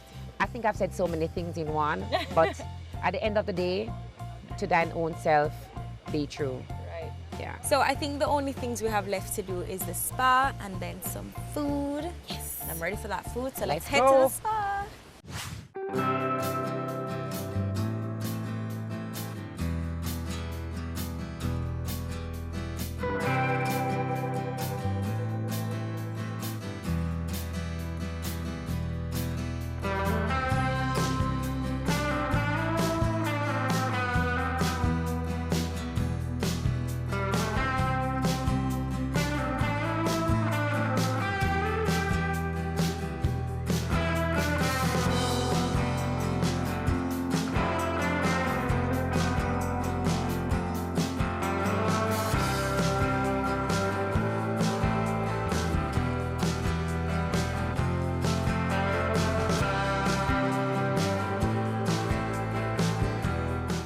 Oh, this is just fabulous.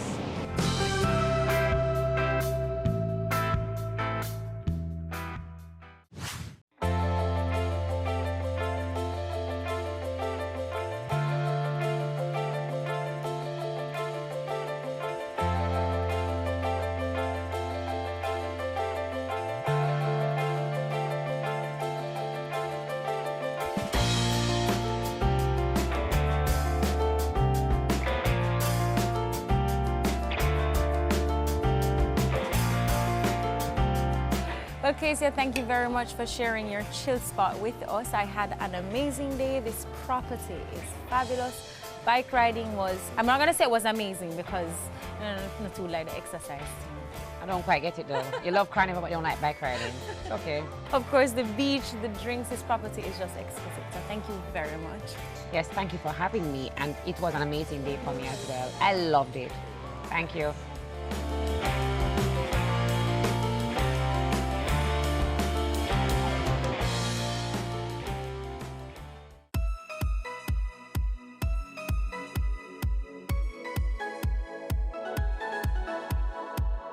Jake's Hotel Villa and Spa is rich in character and in history. Today I really got to appreciate this gem on the South Coast as we chilled with Kezia Johnson-Vaughan, Marketing Manager Programs at Scotia Bank Jamaica, a young lady who is really making her mark on corporate Jamaica. I hope you guys enjoyed watching Chill Spot as much as I enjoyed doing all the activities today. And until next time, I'm Candy signing out. Bye. Jake's Hotel Villa and Spa is rich in culture. No, it's not culture, character and history. Ready? I am Kezia Johnson-Vaughan, Marketing Manager at Scotiabank. Today, this Friday, I'll be hanging out with Candice at Jake's. Persons can get cards, and we were giving away like, sorry. It's a tree, something from a tree. It's a leaf, it's a leaf. Oh, I thought it was something, I was like scary. Oh my God. So that's the kind of thing that I facilitate. So my role is very broad. Sorry. Stop, roll your eyes. Stop, roll your eyes.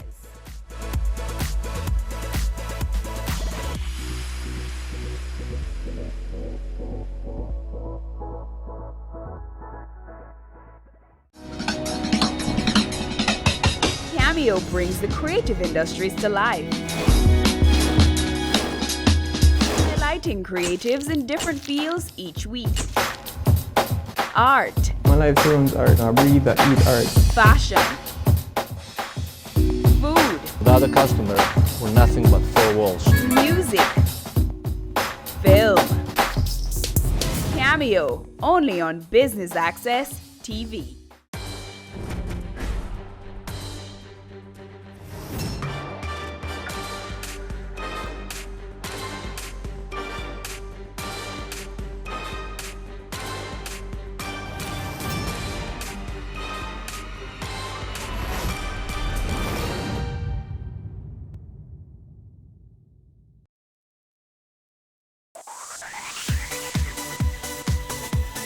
You're watching Business Access TV. Business Access. Business Access. Business Access. Business Access. You are watching Business Access TV. Business Access TV. Serious about business. Serious about business.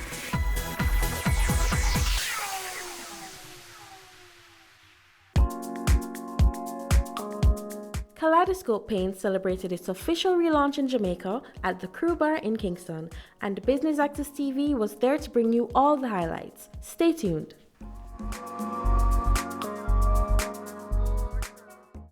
To the management team from KPL Group, the parent company for Kaleidoscope Paints Trinidad, Mr. Mahindra Deval Singh, the export manager, and I'll also take the opportunity to extend the sincerest apologies on behalf of Dale Parson, the CEO of KPL Group. He could not be here, but of course, he certainly hopes that everyone has a fantastic launch. To the reps from Matalon Distributors, in particular, Andrew Matalon, CEO, Nicole Masters, the marketing manager, the management team from Matalon Homes, the management team from Tankweld, specially invited guests from the real estate, the building, and the construction industry. I also noticed that we have some interior decorators here as well. Friends of the media, all. Good afternoon. My name is Terry Carroll, and I have the pleasure of being your host this afternoon for the Kaleidoscope Paints Limited media launch.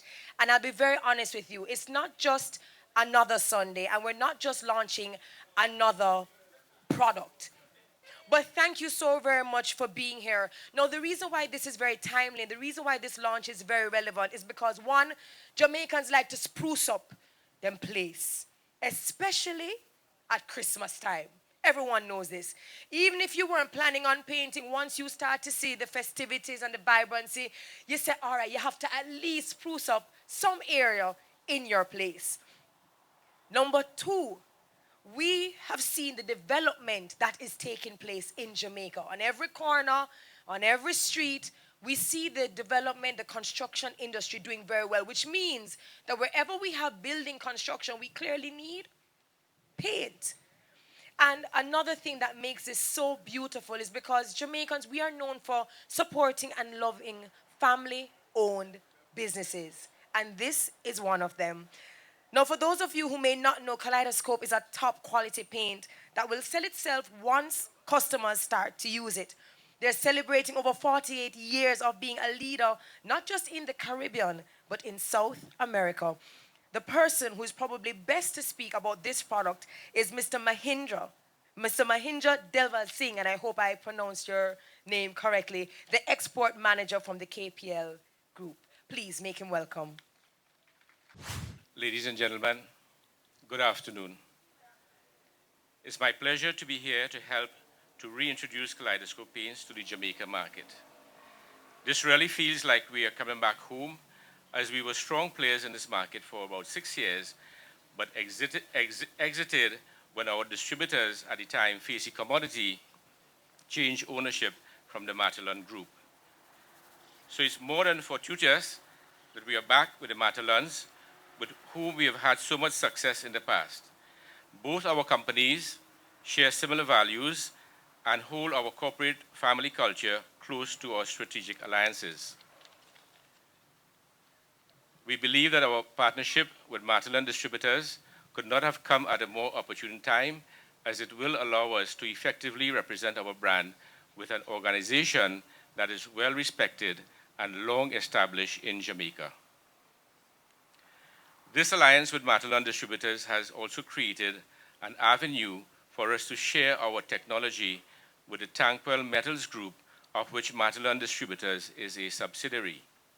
And on behalf of the KPL board in Trinidad, I have to say a special thank you to Mr. Peter Matalon and to Mr. Chris Bicknell, Group CEO and Chairman of Tankwell Metals, for giving us this opportunity. Today is a launchpad for the re-establishment of the KPL Group through our high-quality products as a household name in Jamaica.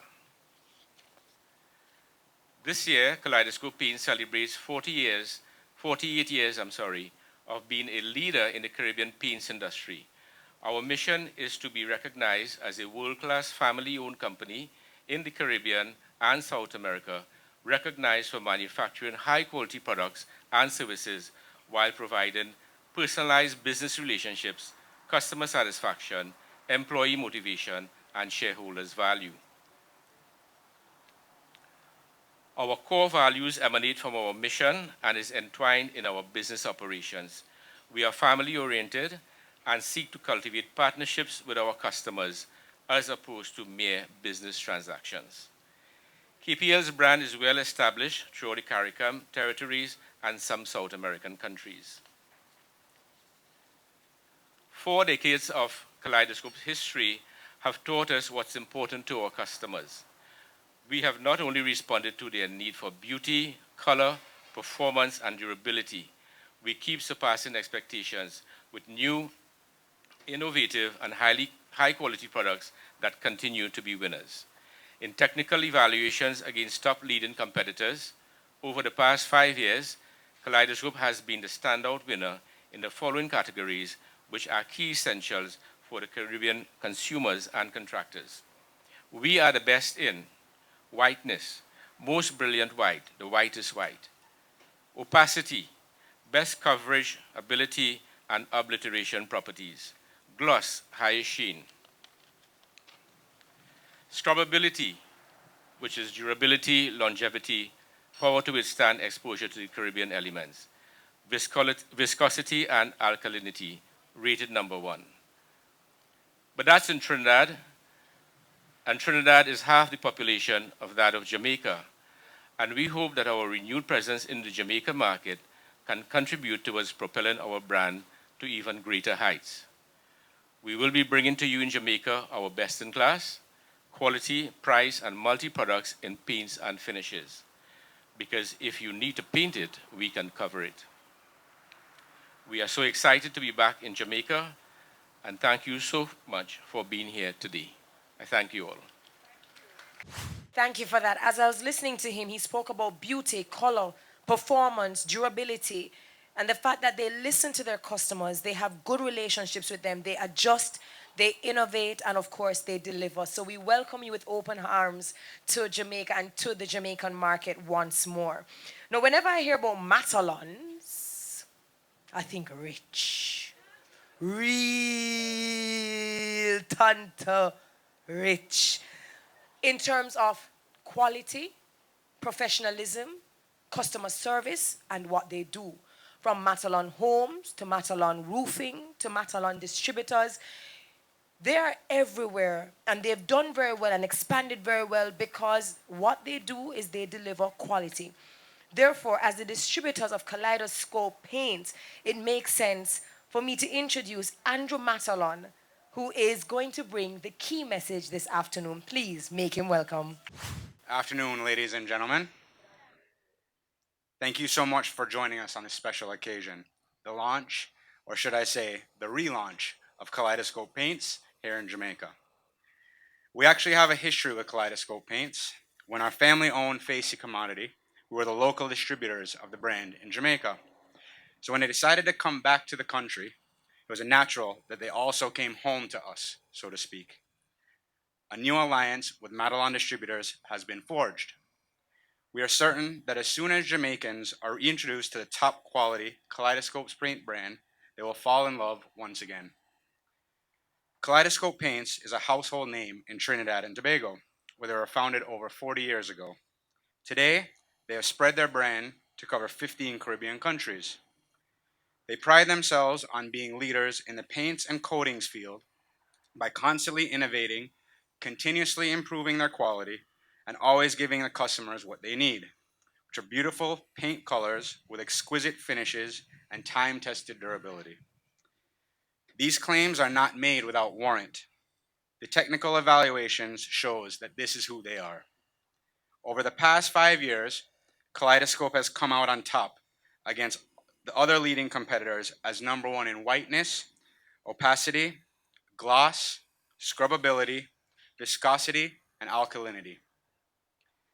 The brand is renowned for its wide range of vibrant colors, best coverage, top qualities of paints, stains, varnishes, and other finishes for the home, industrial, marine, and automotive sectors. From contractor to the household painter, together we have the brand that offers you the best value by far. Since we are in the midst of a construction boom, this is an opportune time for Kaleidoscope to be re-entering the Jamaican market. From residential and commercial developments to hotels, the new face of Jamaica is under construction, and that is evident everywhere that you look. We don't expect this boom to slow down anytime soon, and that's why we at Madelon Distributors plan to be an integral player with Kaleidoscope Paints in coloring and covering it all. We are so confident in this brand that we decided to pave the way ourselves. Kaleidoscope Paint will be on all future Madelon Homes projects, which are known for our high quality finishes and designs. We feel this is a statement which shows our customers that we practice what we preach. The future is certainly bright and colorful with Kaleidoscope Paints and Madelon Distributors.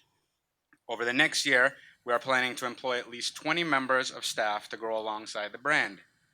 We see the scope of our partnership allowing for us to take on the manufacturing of the paints here at our head office here in Jamaica. We look forward to the future and a long-lasting relationship with Dale and the rest of the Kaleidoscope team. So again, thank you for coming, and let's begin to paint Jamaica in a kaleidoscope of colors. Very well said. The future is colorful and bright, and again, he brought home the point that there is a construction boom, and certainly practicing what you preach sends a very clear message to customers. So I look forward to seeing what the future Madelon Homes look like, and with the colors covering all of the walls. He says that this is the best value by far, and I think when I looked at your swatches, I believe I'm really in love with Cool Olive. I think that color definitely caught my eye. On behalf of all of us here, we thank you for coming back home, of course, associating and aligning with Madelon Distributors, and we wish you all the best in the Jamaican market. Have a great week ahead. Thank you, guys. Take care.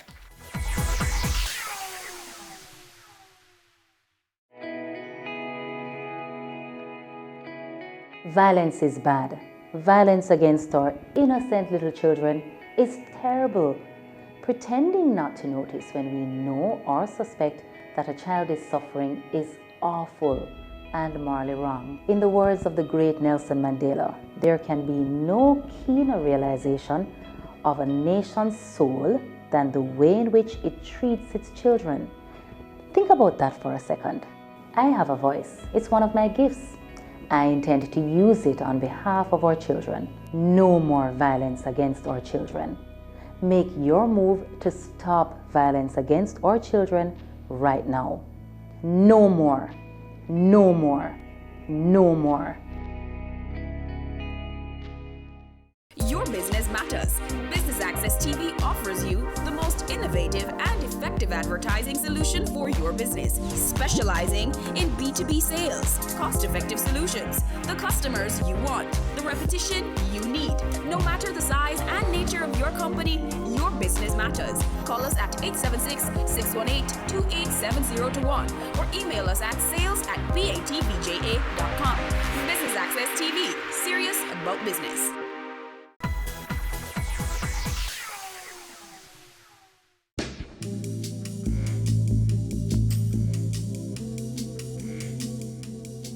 Kaleidoscope Paints is relaunching here in Jamaica. What's the significance of you guys coming back to Jamaica? Well, what happened back in the 80s and 90s when we were with Facey Commodity, we did quite well in this market. The paints, the product, the brand name was well accepted. It took us a while, but what happened is we got an opportunity to go back or to come back again into the market with the Madelon family business. We realized that a lot of people do recognize the name from back then. Everybody knows Facey Commodity was a strong company then, and we are extremely happy to actually come back with the very Madelon Group, Tanquils Metals Limited, strong, long-established companies in Jamaica, similar to Kaleidoscope Paints in Trinidad. We share similar values, and we found, hey, this looks like a good partnership. Let's do it, and this is what we are doing, really. As you mentioned, Kaleidoscope Paints is based in Trinidad. Talk to us a little bit about Kaleidoscope Paints. You've been around for almost 50 years. Just give us a brief overview of the company. Okay, sure. So Kaleidoscope Paints was founded by the late Stephen Parson. Mr. Parson, history, was working in the paint industry in Trinidad. He initially worked with a company called British Paints, which of course was an English company. British Paints was bought over by Berger Paints somewhere back in the 60s. When that happened, Mr. Parson was a pretty senior executive up to that time, and what he decided then was it was time for him to go and form his own paint company, because he had a long number of years and great experience with the British Paints company in particular.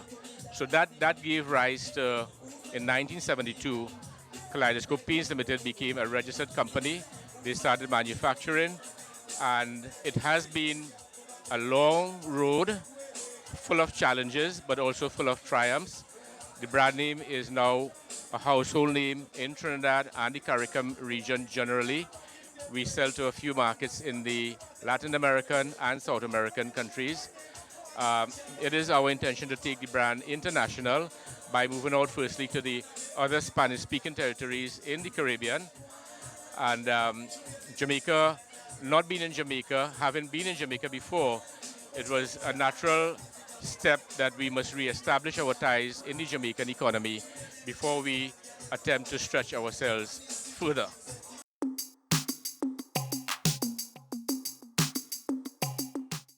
What makes Kaleidoscope Paints a standout brand on the market?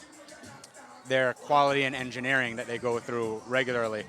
They're tested and rated for a whole host of different awards against top competitors. They've made a name for themselves throughout the Caribbean, and in Jamaica is going to be their next big step.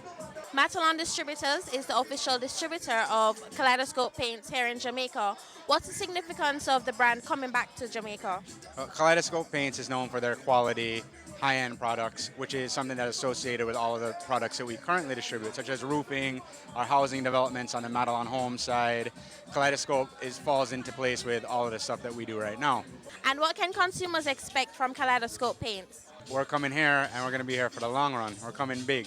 The quality, everything that they have, the product speaks for itself. There's no doubt in that. We've tested it, we've gone through all of that, and we're actually using it on all of our Matalon Homes developments. That in itself is a statement, because we're known for high quality, high-end residential developments. So the fact that we're using it, we practice what we preach.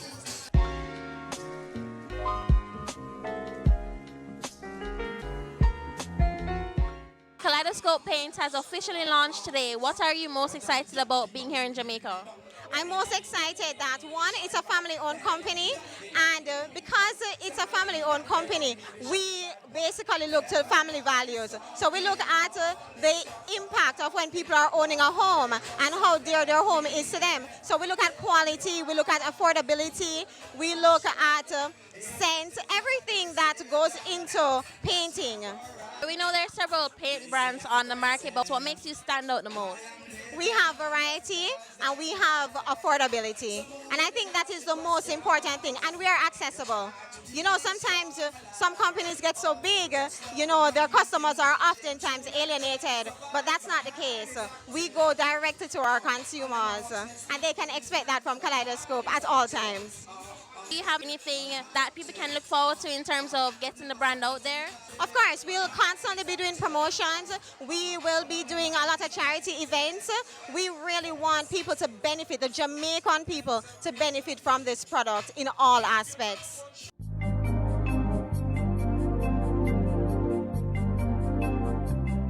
What's your take on the brand so far? Actually, I'm very excited. I'm happy to see that they're back in Jamaica. I'm excited to sample a few of their products. I'm actually very excited because they spoke to the fact that they've won awards for durability and scrubbability. The whitest white. I'm looking forward to actually trying their white colors because, you know, white and bright is kind of very popular now. So I'm actually looking forward to that. And then the colors that based on what I'm seeing, are actually quite beautiful. Very tropical almost, but subtle. So very excited. As an interior decorator, from your stance, how do you think Jamaicans will accept this brand, basically? I think they will. I think they'll accept it. As decorators, it's our responsibility to actually push the product. It's from the region, so that's very good. I really like to support and build local, and by local I mean the local region, at least in this case. So I think they will. The colors are beautiful. I can't imagine that people won't love the colors. I think they'll do really well because they actually really have some very, very nice colors. Yeah. What are some of your favorite colors that you've seen so far? I actually love Regatta Blue. I love Cool Olive. And there's Icicle and Spice. Oh my gosh, and there's one other beautiful Blossom. Blossom and Clay Pot are also some beautiful colors. Yeah.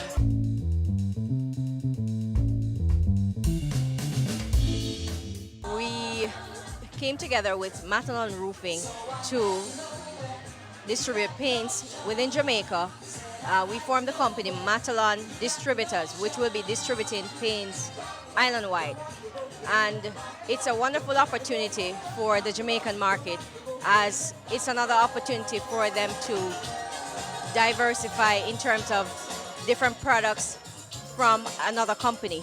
There are several paint companies locally, however, we're not worried about that, however, because Tankwell is a successful company in Jamaica, as well as Matalon Roofing rather, and Matalon Homes. And this partnership together, I believe, will do very well in Jamaica, as Matalon and Tankwell are household names, and Kaleidoscope was here before, and it came back in the island, and I believe that it's going to be another big thing for Tankwell, as we are launching out into other areas. We are now in trucking.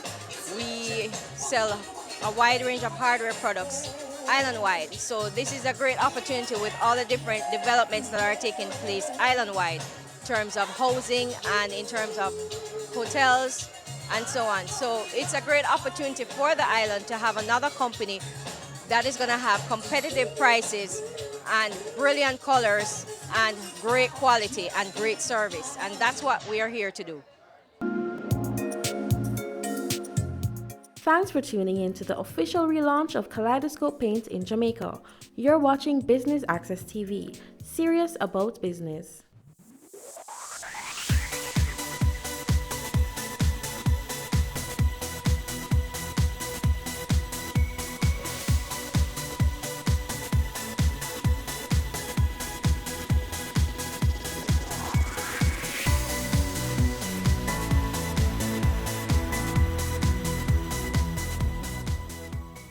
I wanted to be an educator because I believe that education is the most powerful weapon that can change the world. My dreams and aspiration is to one day become an entrepreneur where I can employ other persons and help to build the country. I wanted to go into development. I wanted to help people become better versions of themselves.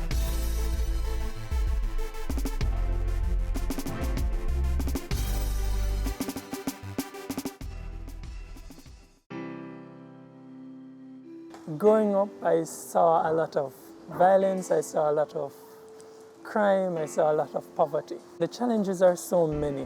The first one that comes to mind is the level of youth unemployment that's here. Challenges that exist here in West Prospect Bogwalk are lack of awareness for educational opportunities or job opportunities. Not many got a chance to do CXC or graduate from the secondary level. So that's a major setback for the people living in the community. A way to alleviate this issue is training programs. They need more opportunities, like to go back to school to get themselves a certificate so they can be able to work and create employment for themselves and their family.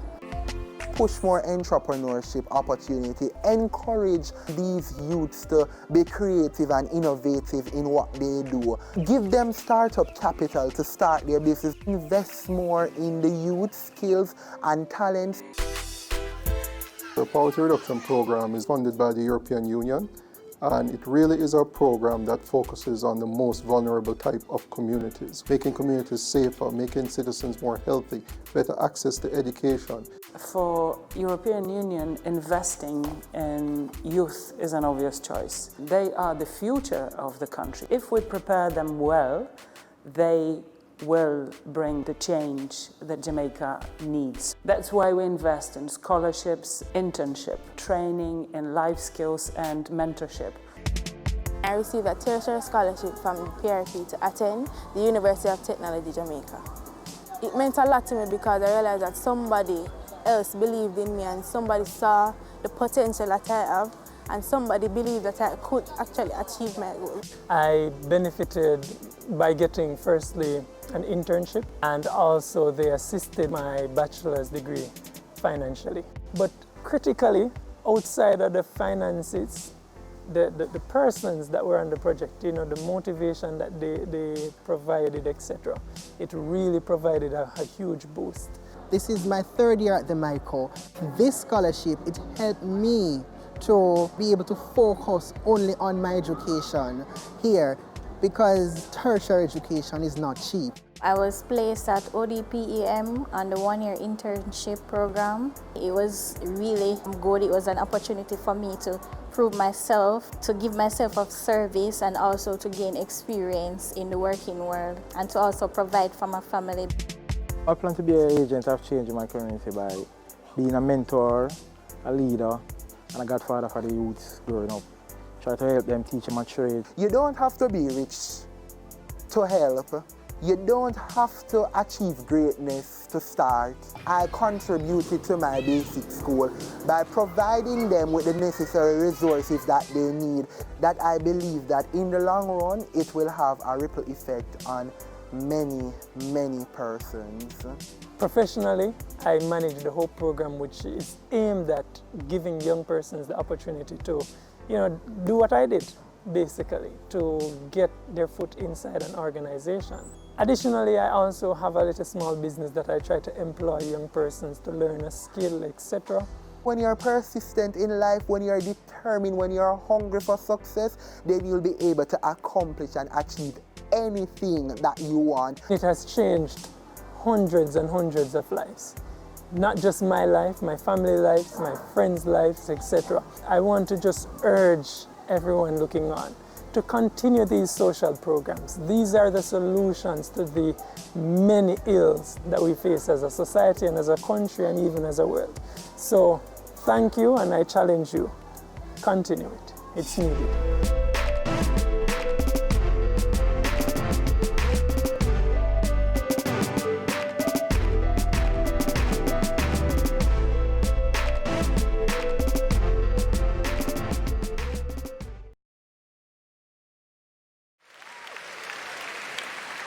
I do have a dream, and I know you have a dream, that we can make Jamaica the place of choice for you to choose to live, to work, to do business.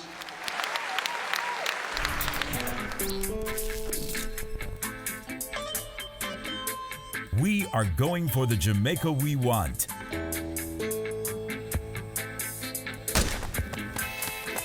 Making steady progress to achieve the Sustainable Development Goals in our National Development Plan, Vision 2030 Jamaica. We have teamed up with valued partners, working through strong institutions to reduce inequalities in our society. We commit to being responsible in our production and consumption, ensuring we build sustainable communities in harmony with nature.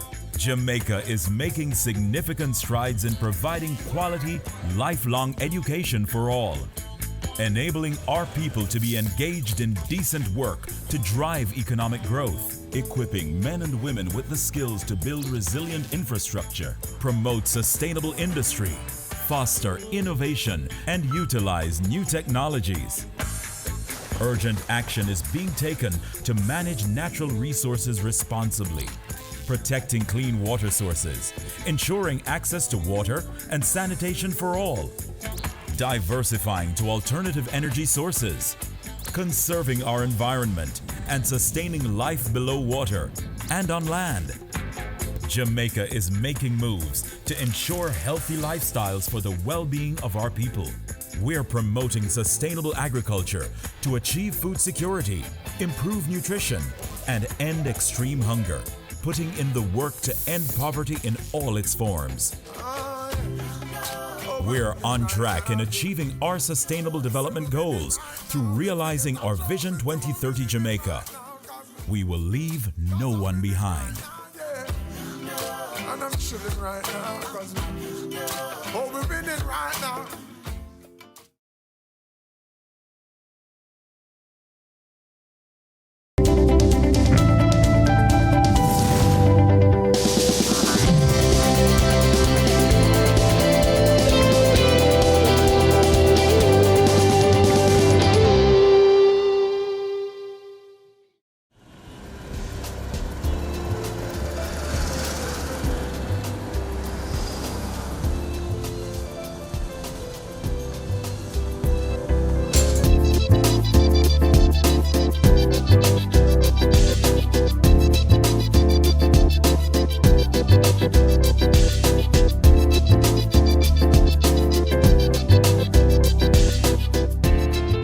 Hi, my name is Suzanne Wilson, and I'm the creator of the Ox System.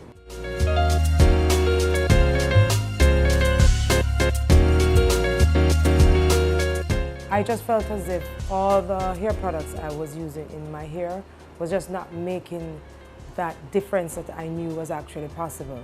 So I basically knew something was missing from the products. Every single product that I had tried. It was good, but it just wasn't good enough.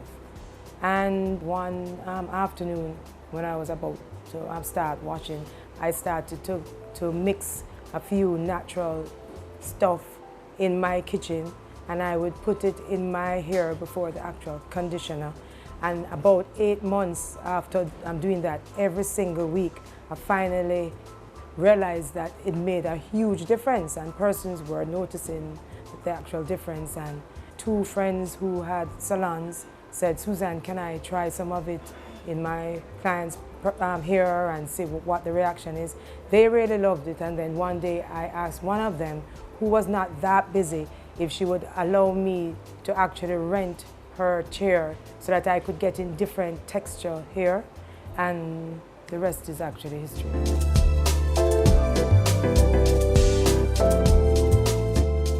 I started doing that in 2010, was when we actually chartered the business. But we really started marketing, social media and so on and so forth about 2 years now, because we were gradually, slowly adding to the hair care line just to make sure that we had a proper system in place. And I mean, we will always be adding, because there will always be things that are needed. We will improve on like something else, so we'll always be doing stuff with our products. We do have a salon, which is our lab. This is actually where we can get proper feedback. We can do trial and error, and we can get feedback also from the clients. We also have a hair care system, shampoo, pre-conditioning booster, conditioner, leave-in rejuvenating mist, serum, hair butter, maintenance oil, and we also have a body butter. But for now, we are kind of concentrating more on our hair care line. In the salon, we only use the Ox System products, except for if we're doing color or we're doing a relaxer. But everything else is just Ox. Why we can do this is because Ox System is a system, and it totally encompasses everything every single step that is necessary to make everybody's hair look really good. Plus, Ox System is also about hair care practices. They are unfamiliar methodologies, but they really work. So we don't only have products on the market, we also combine these products with hair care regimen that are not normal, not typical, but they really make a huge difference. Initially it was OX, but then I realized that another company had the name, and I didn't know who was first on the market. So I said, you know what, how can I make it Ox, where you can still say Ox easily, where it flows off the lips, just add another X. So to be honest with you, there is really nothing to it. We cater to everybody. Doesn't matter whether you are Black, Indian, white, Chinese. It doesn't matter whether you are a man or a woman. And we also cater to children. It does not matter. Ox is for everybody. We were able to self-capitalize because remember that we just started with just one product. So it has been steady growth over the years. That initial capital was used to buy ingredients and for research and development, and then also, packaging and all of that. I would say that the feedback that we have gotten since Ox has been on board, initially, it was disbelief. For instance, even on our social media, we have before and we have afters, persons have said that it wasn't true, that, that these photos were retouched, is weave we put in their hair and all of that. So we have a few disbelievers. Another thing too is that because our unfamiliar methodologies are so far-fetched, seemingly far-fetched, because they really aren't. They are facts. People tend to not want to believe it. Another thing too is we educate from the core. So we will explain to Black women especially per se that African textured hair is very fragile and very delicate. There are some people who believe that African textured hair is strong, which is the furthest from the truth. So by dispelling some of these myths, we get a little resistance. People get offended and everything. But let's put it this way. My thing is, if you are not working with the facts and the truth, then you will never get the result the way you want it. Knowledge is power. So we are trying to impart knowledge so that people can know how to properly execute.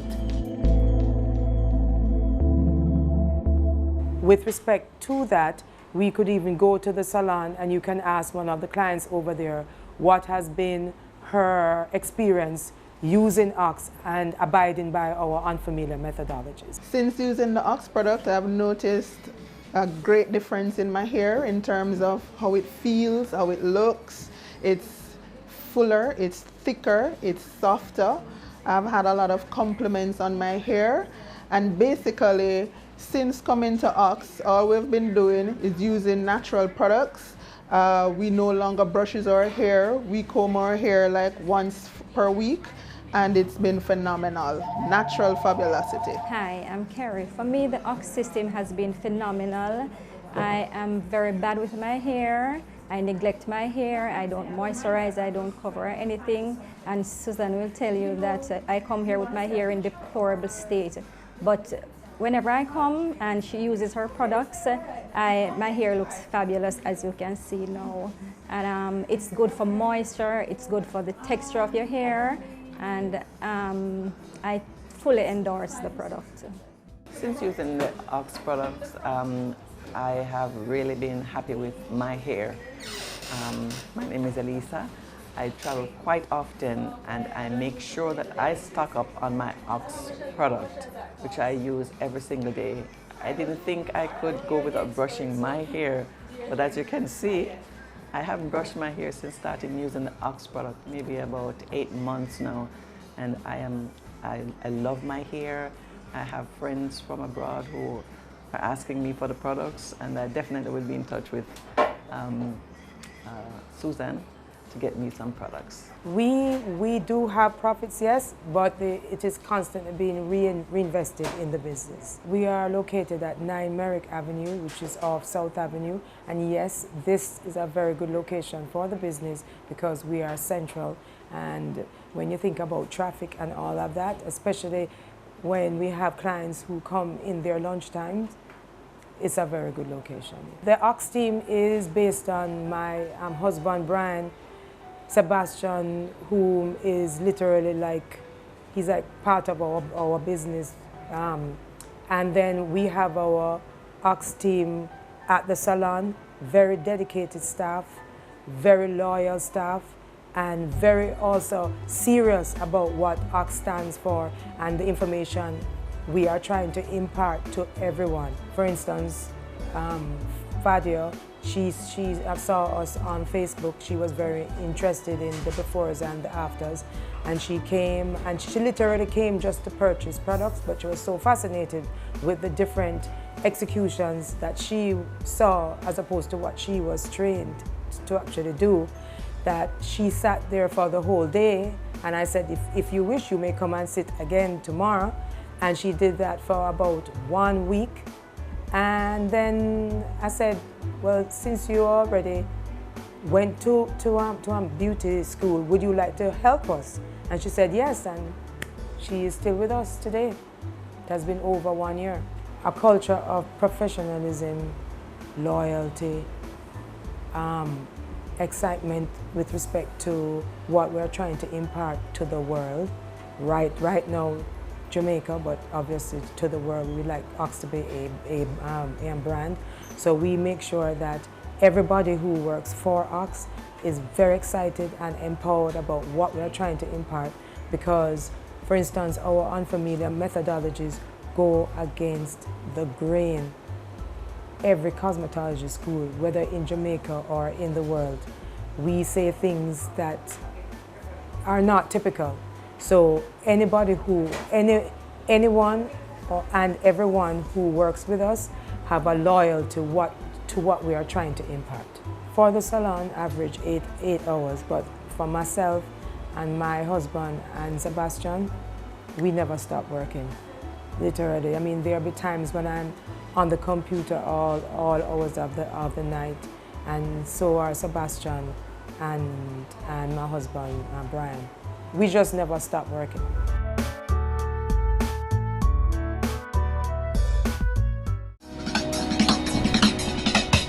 Cameo brings the creative industries to life, delighting creatives in different fields each week. Art. My life turns art. I breathe, I eat art. Fashion. Food. Without a customer, we're nothing but four walls. Music. Film. Cameo, only on Business Access TV. Have you seen it? It's BATV Live. Live streams of business news weekdays at 7:30 p.m. Stay on point Thursdays at 8 p.m. with our Business Current Affairs show, and Weekend Business Report Saturdays at 7:30 p.m. Wherever you are. Log on to our Facebook page at Business Access TV or visit our website at batvja.com. Live and at your fingertips. Business Access TV. Serious about business.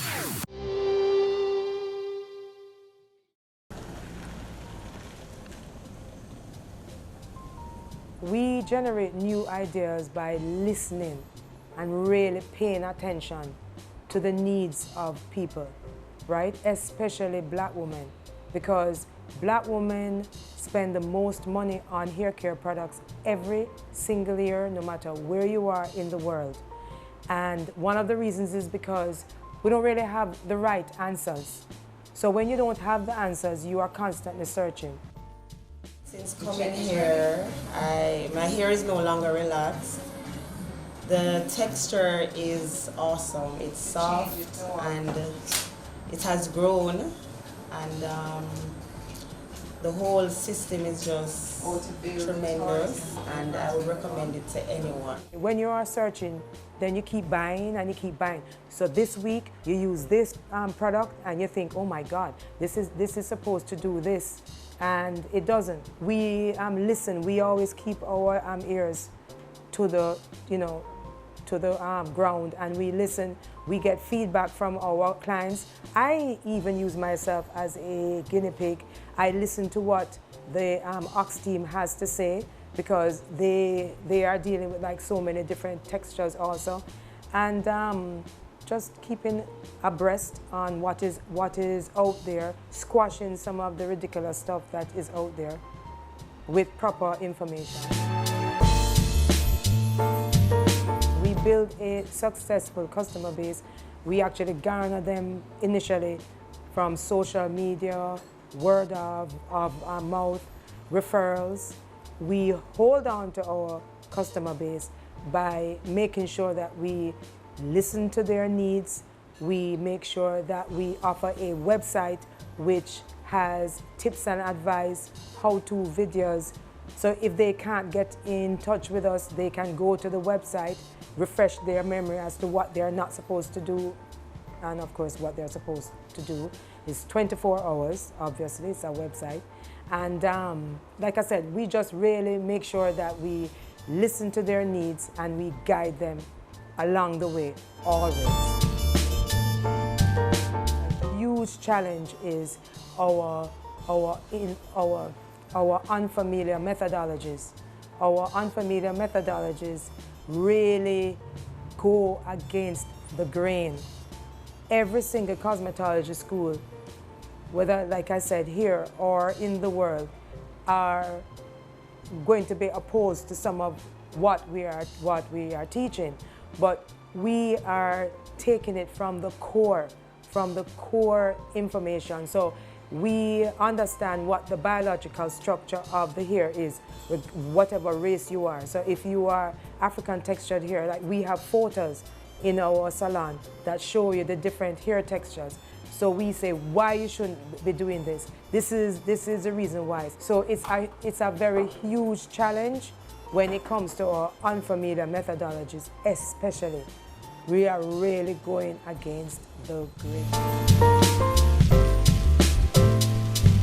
Cosmetology schools are not teaching what we are teaching, but we know that it actually works. We see results. So yes, it's a challenge, but we see the results. And the thing is, even when clients come to us and the change sounds really just not able to be, it seems impossible for them. And we know change is like never easy, or sometimes it is not easy. But once persons abide by our teachings, along with using our products, then what you find is that their co-workers or their family and their friends say, wow, what a way we are seeing a noticeable difference with your hair. And then those challenges now become less challenging. I would say that we have not had any failures. We have had a few hiccups. I will give you an example. For instance, we have satin wear. So we have satin pillowcases and satin headwear, because satin and silk are the only two materials that you should really be using on your hair. So because of that, I made a satin scrunchie. We explain that especially when you're dealing with African textured hair, when it is relaxed, like black women who have relaxed hair. Remember, once again, it is very fragile. So we explain, do not put these scrunchies on tight in the hair. You're not supposed to have your hair tight when you have African textured hair and it is relaxed. Guess what? They were putting it on tight. So I had to just stop making scrunchies because they weren't listening. So now we are working on another satin headwear that you can use to do ponytails and everything. And it will be, even if you do try to make it tight, at least it will not be so damaging. So like I said, we don't consider them failures. We just consider them hiccups, and we make it better. First of all, we make sure that we listen to our customers' needs. We take note of whatever we do also, even executions on ourselves. So we are always listening, we get feedback, and whenever something is not working, because once again, we have that salon. Because we have that salon, we can, basically take care of something that is not working immediately. Like I said, it is like our little lab. And feedback, really paying attention. We really pay attention to the most minute execution. Our growth strategy is to always improve on our products. If we have to add products, we do that. Whenever we have to add to our tips and advice and our unfamiliar methodologies, and with respect to the longevity, we have a website, 24 hours. that has information, how-to videos, common hair issues, how to solve some of these problems with that. But the website is really comprehensive and adds a lot of information. And with respect to the longevity, we are also going to be teaching persons on what to do and always imparting our message out there. And we will also like to spread the word that, and we have had a couple hairdressers who have come to us. They would like to know more about Ox, and this is something that we would like to extend this message, that anyone who wants to learn how to use Ox so that their clients can also enjoy the benefits, you know, they can always contact us. Our information is on the website. Do I believe there's some form of a pattern? Just work, dedicated to work, having a passion, and always staying abreast on what is happening out there and what needs to be done. Always trying to fulfill needs. When you can fulfill needs and fulfill them with integrity, so you work with integrity and you fulfill needs with integrity, you don't put gimmicks out there and people can benefit from the results, that is exactly what we are about. We define success with improvement, people having smiles on their faces, people benefiting from the work that we put in. My greatest fear personally are lizards. No, we don't have any fear. We look on the challenges that Ox will face as just a little bump in the road, and we are just ready for the world, ready to make a difference.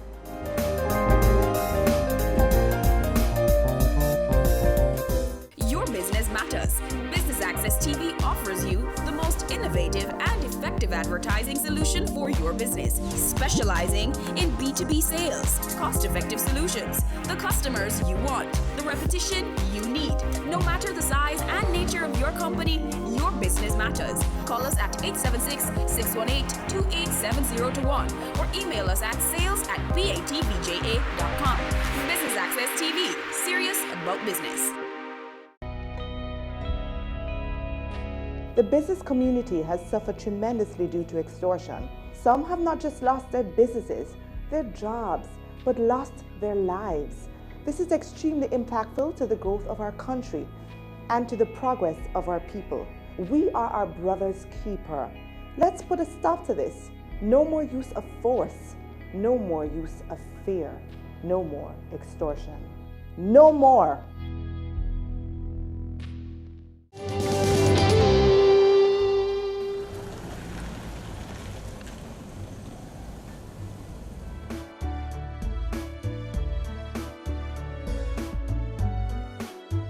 Ox team, we are motivated when we see results. We are motivated by the end results. And we just want to make a change. Whenever persons write me on the WhatsApp or they come into the salon or they see me on the road and they say, "Can you please help me?" I am motivated to help them. We are motivated to help them. Hi, Ox Heads and soon to be Ox Heads.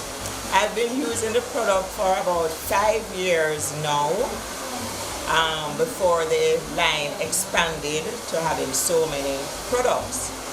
I first came to know about the product when I saw a young lady. Her hair looked so wonderfully beautiful. I thought it was a specially made wig. And her hair looks the same way, beautiful, amazingly so, all the time. I drove from St. Catherine to Kingston to meet with Suzanne, and she gave me a thorough run through about it was a preconditioning treatment at the time, now called Booster. The value of that being to restore the natural pH balance of the hair so it is most receptive to what you are doing. What stood out to me the most on my first visit was that it was different. I liked the experience. I liked the fact that they were very gentle on my hair. Well, my greatest inspiration is my grandfather. He's no longer alive. I would say just people around me. I'm just motivated when I see other people motivated also, especially my Ox team. They are so motivated that sometimes when I'm so tired, because as I said, we have not had a vacation for such a long time, but when I see everybody just working and getting excited, I'm motivated by that. We are unique in the sense that we educate people. We have a website that's very comprehensive. It doesn't only show our products, but it imparts comprehensive, important information to women and men if they are having problems with their hair. We actually target certain issues, and we have videos explaining these issues. We also, in our salon, we have a salon that use the products. So we are very, very different from a lot of people. My favorite aspect of being an entrepreneur is just seeing my creations and my thoughts come to fruition, making a change, seeing women's, faces light up, having women scream in the salon when they can't believe that their hair can look the way that it does. Just really making a difference means a lot to me. I attribute my success, even though I created Brian, he's the engine behind it. He's the force that says, Suzanne, you need to put that out there, or don't just keep it to yourself and everything. So he has really motivated me. I would say that the most satisfying moment in the business is just seeing the satisfaction on people's faces, seeing the improvement with respect to them listening to us, and then seeing improvement in their hair and everything. I am happy when I see results, see the smiles on people's faces when they write me or they call me or they come in weekly and they say, Suzanne, or to the other team members, look on how my hair has improved. I cannot believe this. Those are the things that make me happy. Some of the sacrifices, we have not had a vacation for the past 2 years. Just not being able to hang out with friends and family as much as we would like to. But like I said, it is for a purpose, and all of that will come in time. Some of the future plans is definitely to be a worldwide brand.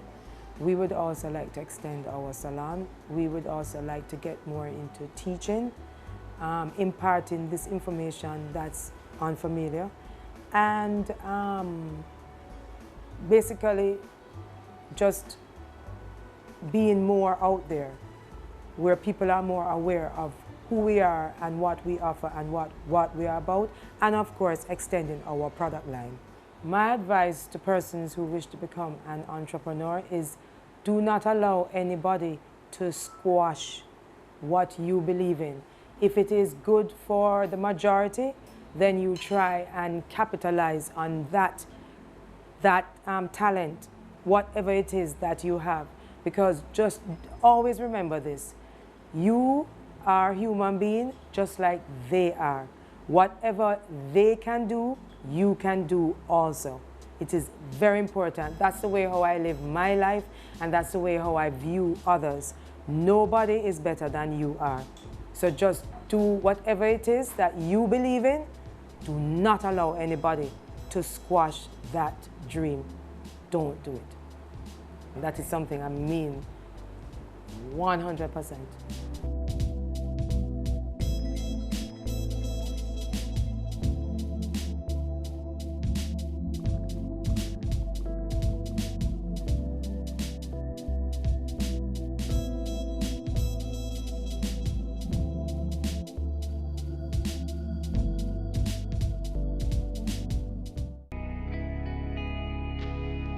Our women are the backbone of our society. They deserve to be protected and respected. Domestic violence is not okay.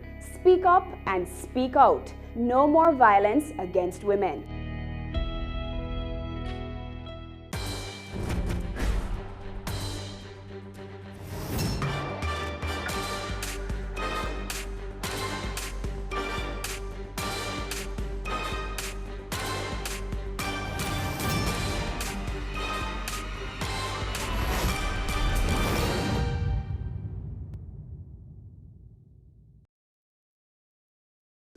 uses of bamboo are endless, from textiles to paper to food to furniture.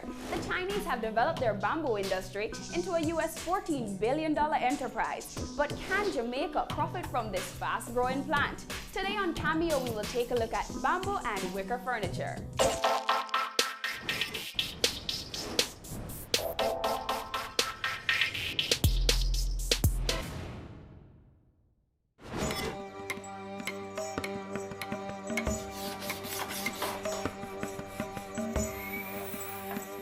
The original bamboo factory has been in operation since 1990, creating quality bamboo furniture for every room in your home. I had a chat with Chief Executive Officer John Hamilton. So that bamboo factory started 25 years ago. But I came back from, I was traveling around the world after college for about a year, and in my trips I went to Thailand. And in Thailand, I went to a place and saw them cutting down the bamboo and making huts. And I thought to myself, well, this is, makes sense. And we have lots of bamboo in Jamaica. When I go back to Jamaica, maybe I'll utilize the bamboo a bit more efficiently. I got enticed into working in movies, in the set design and props for a few years. And those jobs, they come and they go until you kind of wonder when the next job is coming in. I met Dominic Gassez, who was also doing it, and the two of us wanted, were friendly and wanted to do something together. And then we went to a party and saw some furniture, and that led to the idea of maybe making bamboo furniture.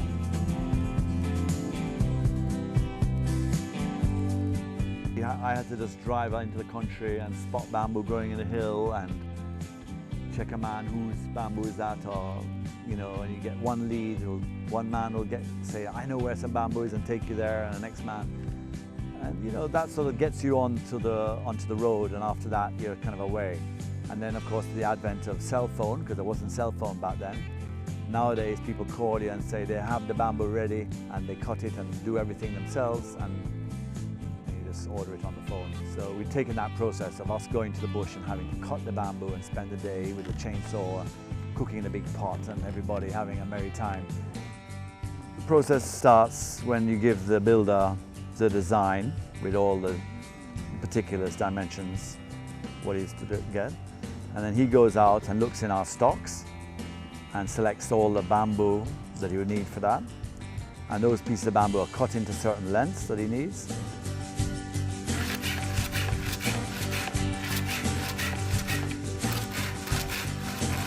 Builder has selected the bamboo for this certain job. He gives that bamboo to a scraper, and he or she scrapes the bamboo with a sharp kitchen knife and removes all the outer skin.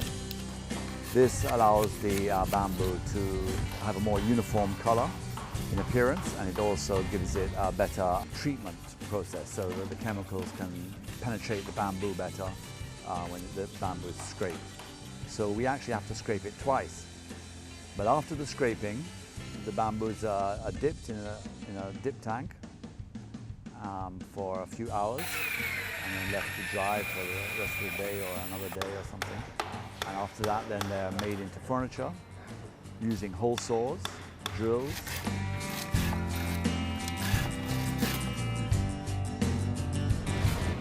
It's low in capital because the machines we use are just basically hand drills, a belt sander, and that's it. I mean, we tried a bandsaw. When you chop the bamboo, it frays. So the best way to cut a bamboo is to turn it and cut it. As you're turning the bamboo, you're cutting it. And the best saw to cut the bamboo is like a sharp teeth saw where you have double edge that cuts the bamboo best, or a hacksaw. And you can go through these saws rapidly. It's hard, they're difficult to sharpen, and hacksaws, you just need a new blade and all that. So, the biggest expense was really going to the bush and procuring the bamboo, and also treating the bamboo with buying the chemicals and whatever. Make a lot of things, but our bamboo is not quite as good as what they have in the Far East. And so you don't have the straight lines quite, and the wall thickness is not consistent, and A lot of factors, plus you have to make sure they treat the bamboo properly for bogs and stuff. And for outdoor use, it's limited and it can be vulnerable to the elements. So you have to look at special ways to treat the bamboo and protect it from the sun and the rain if being used on a veranda or something. And well, as you know, it's been talked about and hyped up a lot in the press. Bamboo is the future and this and that, and the amount of millions of dollars other countries make out of their bamboo and stuff, and why can't Jamaica make the same? So I don't think it's necessarily dying. It's a little bit it's actually in its infancy still, although we've been in it business for 25 years, pioneering it really. There are a number of people showing interest. There was one other furniture place, but they got special funding and they no longer doing it. But the charcoal business with bamboo, and there's other little products that they can use with bamboo that other people are looking to do, bamboo shoots for food and stuff. We'll see. Right, in fact, this morning some people came by that want to lease some land from me right next to us to do bamboo business, making charcoal amongst other things and utilizing the bamboo in energy. So we're trying to encourage that and maybe give them some land so that they can, it'll be a sort of bamboo mecca right here.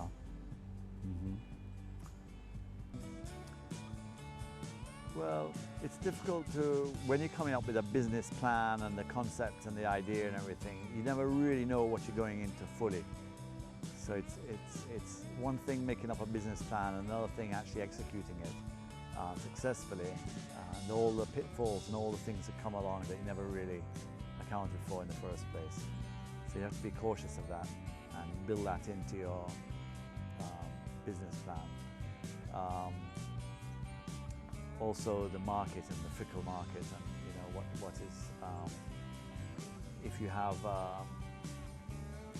an outlet that is going to take your things to start with, or do you have to make it all and then go to the market with your product and then try to flog it, which we did basically.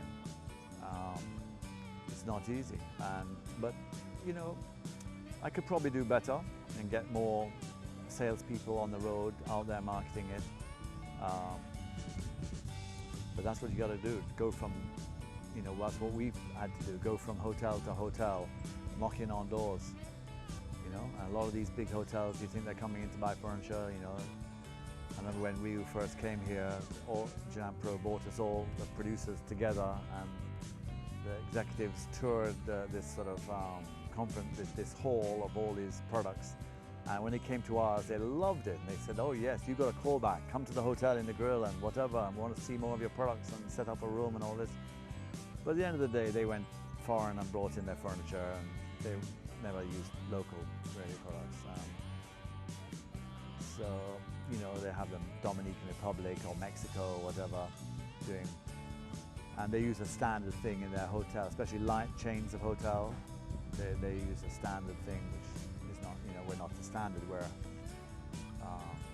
special boutique hotel type things. But then, when you do have a boutique hotel that buys from you, yes, utilize the internet and the marketing tools in that respect. They can get a lot of mileage from that. And I did it on piecework, farm it out, do your costs carefully,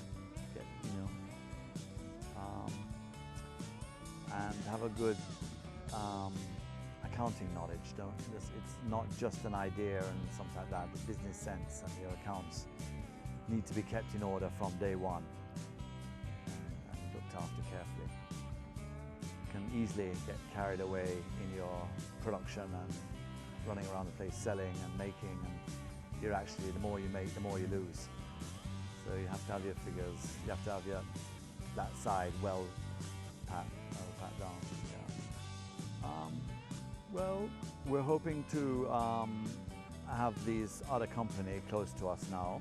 So we'll see what that takes us into that realm, utilizing the bamboo, charcoal, making energy, using the energy in treating the bamboo, in heating and all sorts of things. Trying to find some funds to just increase the marketing aspect and the internet and the website. Still, our catalogue is so much better than our website that if people knew really what we did, I think we'd get more sales. And everyone sees us and everyone sees our products, they all go, wow, you must be making money and boy, you can sell this and you know, aren't you guys rolling in it, you know, because you have such a good thing. And boy, you know, I didn't know this existed. Wow, this is fantastic, you know. So it's really to get the word out and promote it that will lead to further sales. And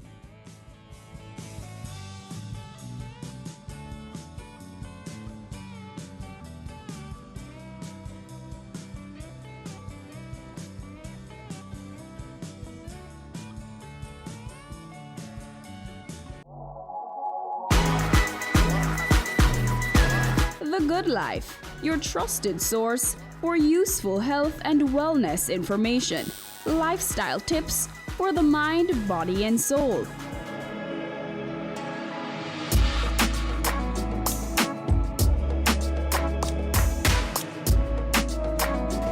Tune in Tuesdays at 8:30 p.m. on Business Access TV. Our women are the backbone of our society. They deserve to be protected and respected. Domestic violence is not okay. Speak up and speak out. No more violence against women. Ready for cable for as little as $100? Ready for no monthly cable bill? Ready for 10 TV channels absolutely free? Then pick up our Ready TV box at authorized stores for $4,500. Hook it up to your TV set, then top it up with Ready Credit for 1, 7, or 30 days. Buy now and get $1,000 free Ready Credit and start watching your favorite shows. Pick it up, hook it up, top it up. Ready TV. Prepaid cable TV when you're ready. Now serving Kingston and St. Catherine. Limited time offer while stocks last. Conditions apply. Horace Thomas, owner of Unique Wicker Works, talks to us about the business of wicker products. Wicker is a woven fiber formed into a rigid material, usually used for baskets or furniture. The plant use is found in St. Mary, St. Anne, St. Catherine, and Westmoreland. The terrain is often difficult to reach and hazardous. It grew up in mountains, you know, but it preferably cool climate. But it also can bear in sun. Vines are used for tying and binding in furniture making or basketry. In order for the vines to be used, the outer layer needs to be stripped and dried. We gather it in bungle and then bring it to my location. That's my shop here. I have a little machine around the side of the shop which I strip it out, put it in the sun dries it, and then water, and then so on, chairs and baskets. I make headboards, I make entertainment stand, dining table, I make hats, I make even ring, yeah, I make bracelets. People from all walks of life love wicker, you know. Every nation loves wicker. Dave sells his products to both tourists and locals. His website, davecustomwicker.com, gives him an edge for international orders. But the smaller stuff now, we like to sell to the tourists because the tourists like to take the souvenirs and some of the smaller things like the basket and stuff.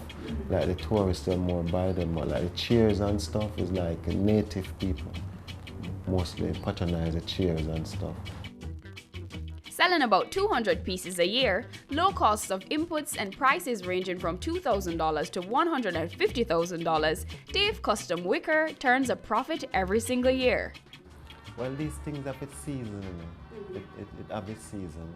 When it's the season time, when like the tourist season, yes, we do all right, yes. Like coming up, the spring break coming up now.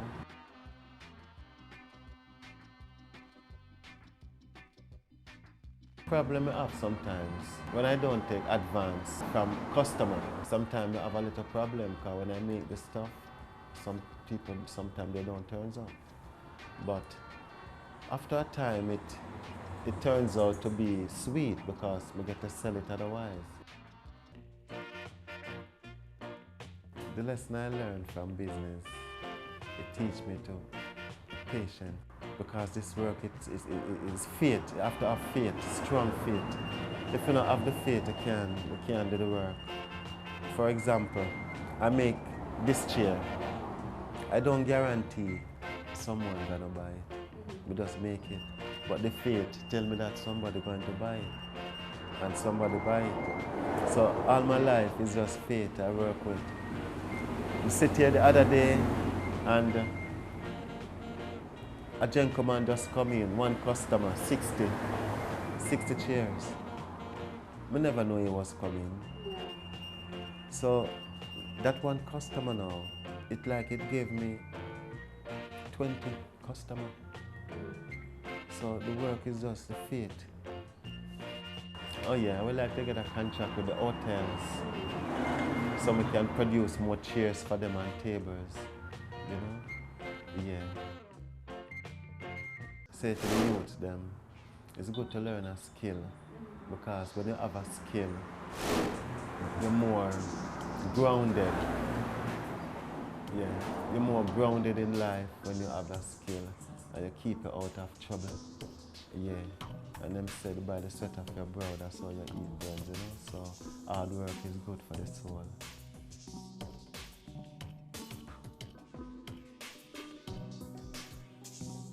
Have you seen it? It's BATV Live. Live streams of business news weekdays at 7:30 p.m. Stay on point Thursdays at 8 p.m. with our Business Current Affairs show, and Weekend Business Report Saturdays at 7:30 p.m. wherever you are.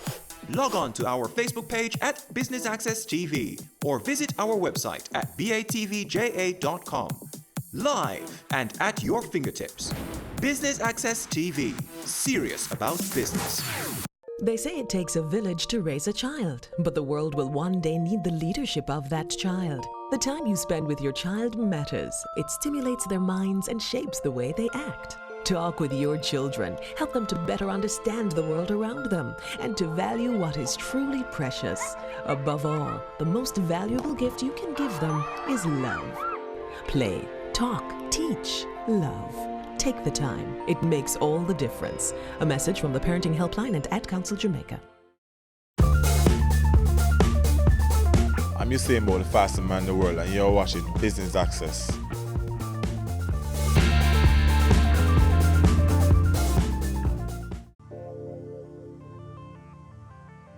Alton Watts of Modern Woodcraft Limited talks to us about making wood furniture products, challenges in the industry, and his business.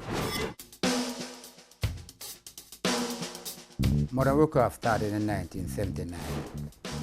That was a period when a lot of manufacturers were closing their business and migrating. So we entered the manufacturing business at that point, manufacturing furniture for homes, offices.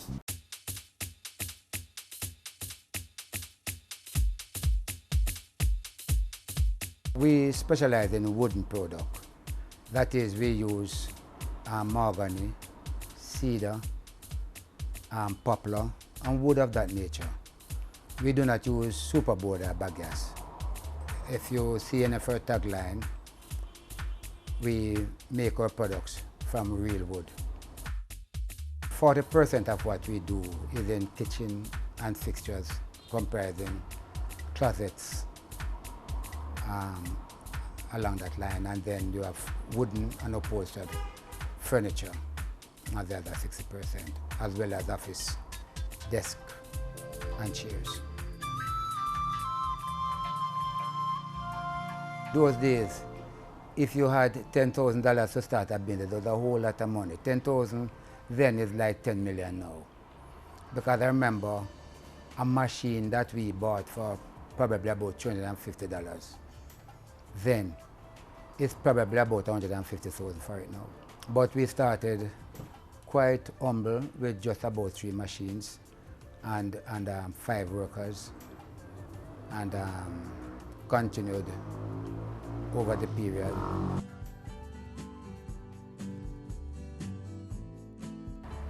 Selection of lumber is very important because that will guide what color you are going to put onto it. You have to know the grain of the wood depending on what your customer is asking for. You would like to know that the grain run in similar direction, not some going that way and some going this way. You have to make sure the lumber is cured. Then you send those lumber to a rough cut department where they are cut to the size of which you're going to use. Then it moves from the rough cut department to a finished cut department, which is final cut. Job is squared, sanded, and whatever mortise and tenon that you have to cut. And then it is passed on to assembling department.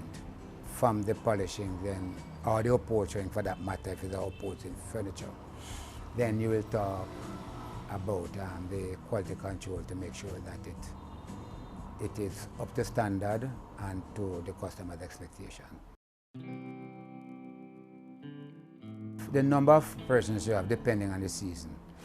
Going towards Christmas, you know, you will have extra, but January to September, it is always low. The good old days, we used to have up to 60 people working here, but this is not the case now because of how the economy is going. We find that these days, the customers that we are getting in now are those who have been sent here by their parents. When they were children, their parents bought from us. So they'll be coming now and say, you build my bedroom set when my mother or my parents move into this new house or something like that.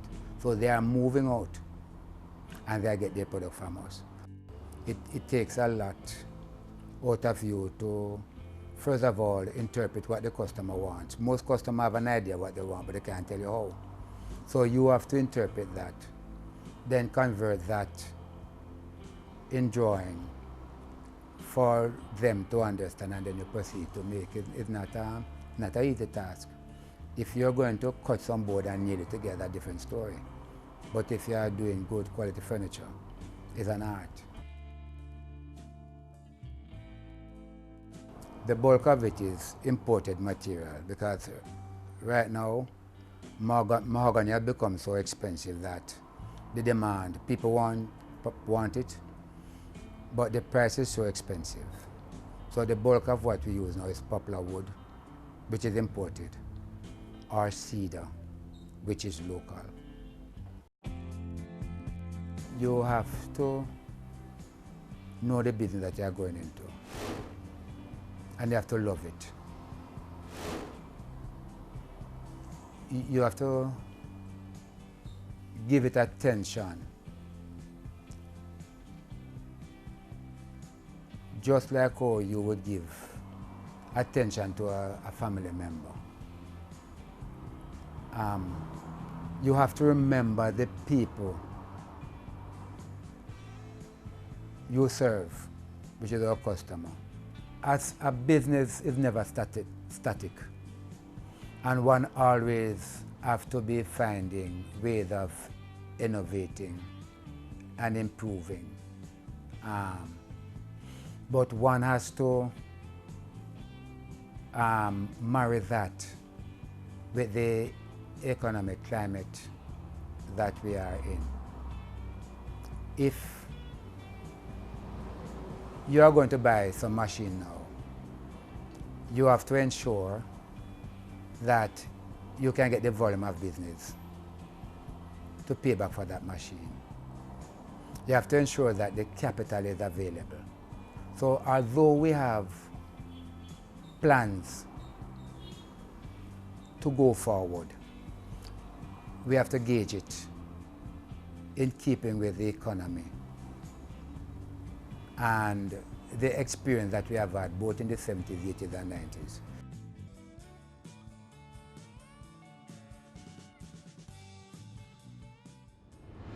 And that's it for Cameo this week. We've taken a glimpse into bamboo and wicker furniture, all made in Jamaica. I've been your host, Amita Prasad Webb.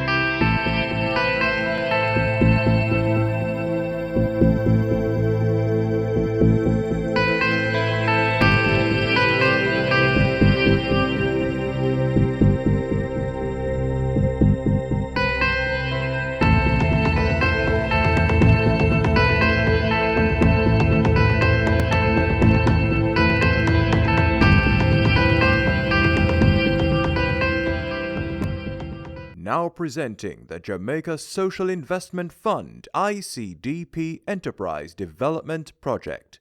Entrepreneurial Grant Business Pitch. This project is a $100 million grant that's seeking to target 50 small and micro business enterprises and give them training, capacity development, equipment, permits and license towards the development and the viability of their business. We have made a call for proposal in March of this year for entrepreneurs to submit for the opportunity to receive a grant between $1 and $5 million. We received more than 500 applications, and so we have now shortlisted them to 100.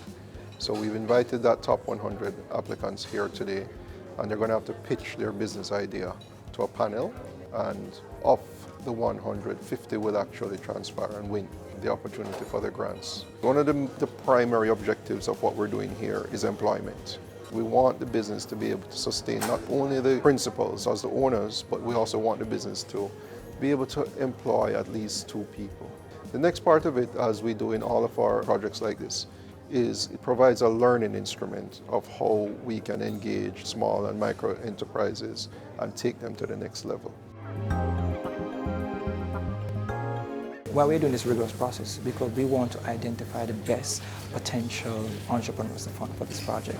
And keep in mind that we are speaking about a loan, so we want to ensure that the applicants are committed, and that from a sustainability point of view, that upon receiving the support from JSIP, that in 2 or 3 years, the enterprises will still be operational and the broader objective of the project would be achieved.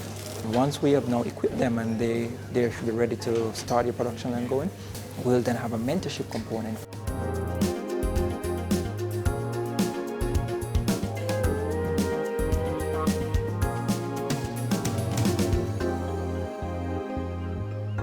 It has been a very competitive process. Jamaica is filled with persons with drive and passion. We're expecting that the best will be selected. And then for those who are not successful, we are also hoping to link them to other providers of services, because I'm telling you today, from what I've seen, it is an excellent opportunity.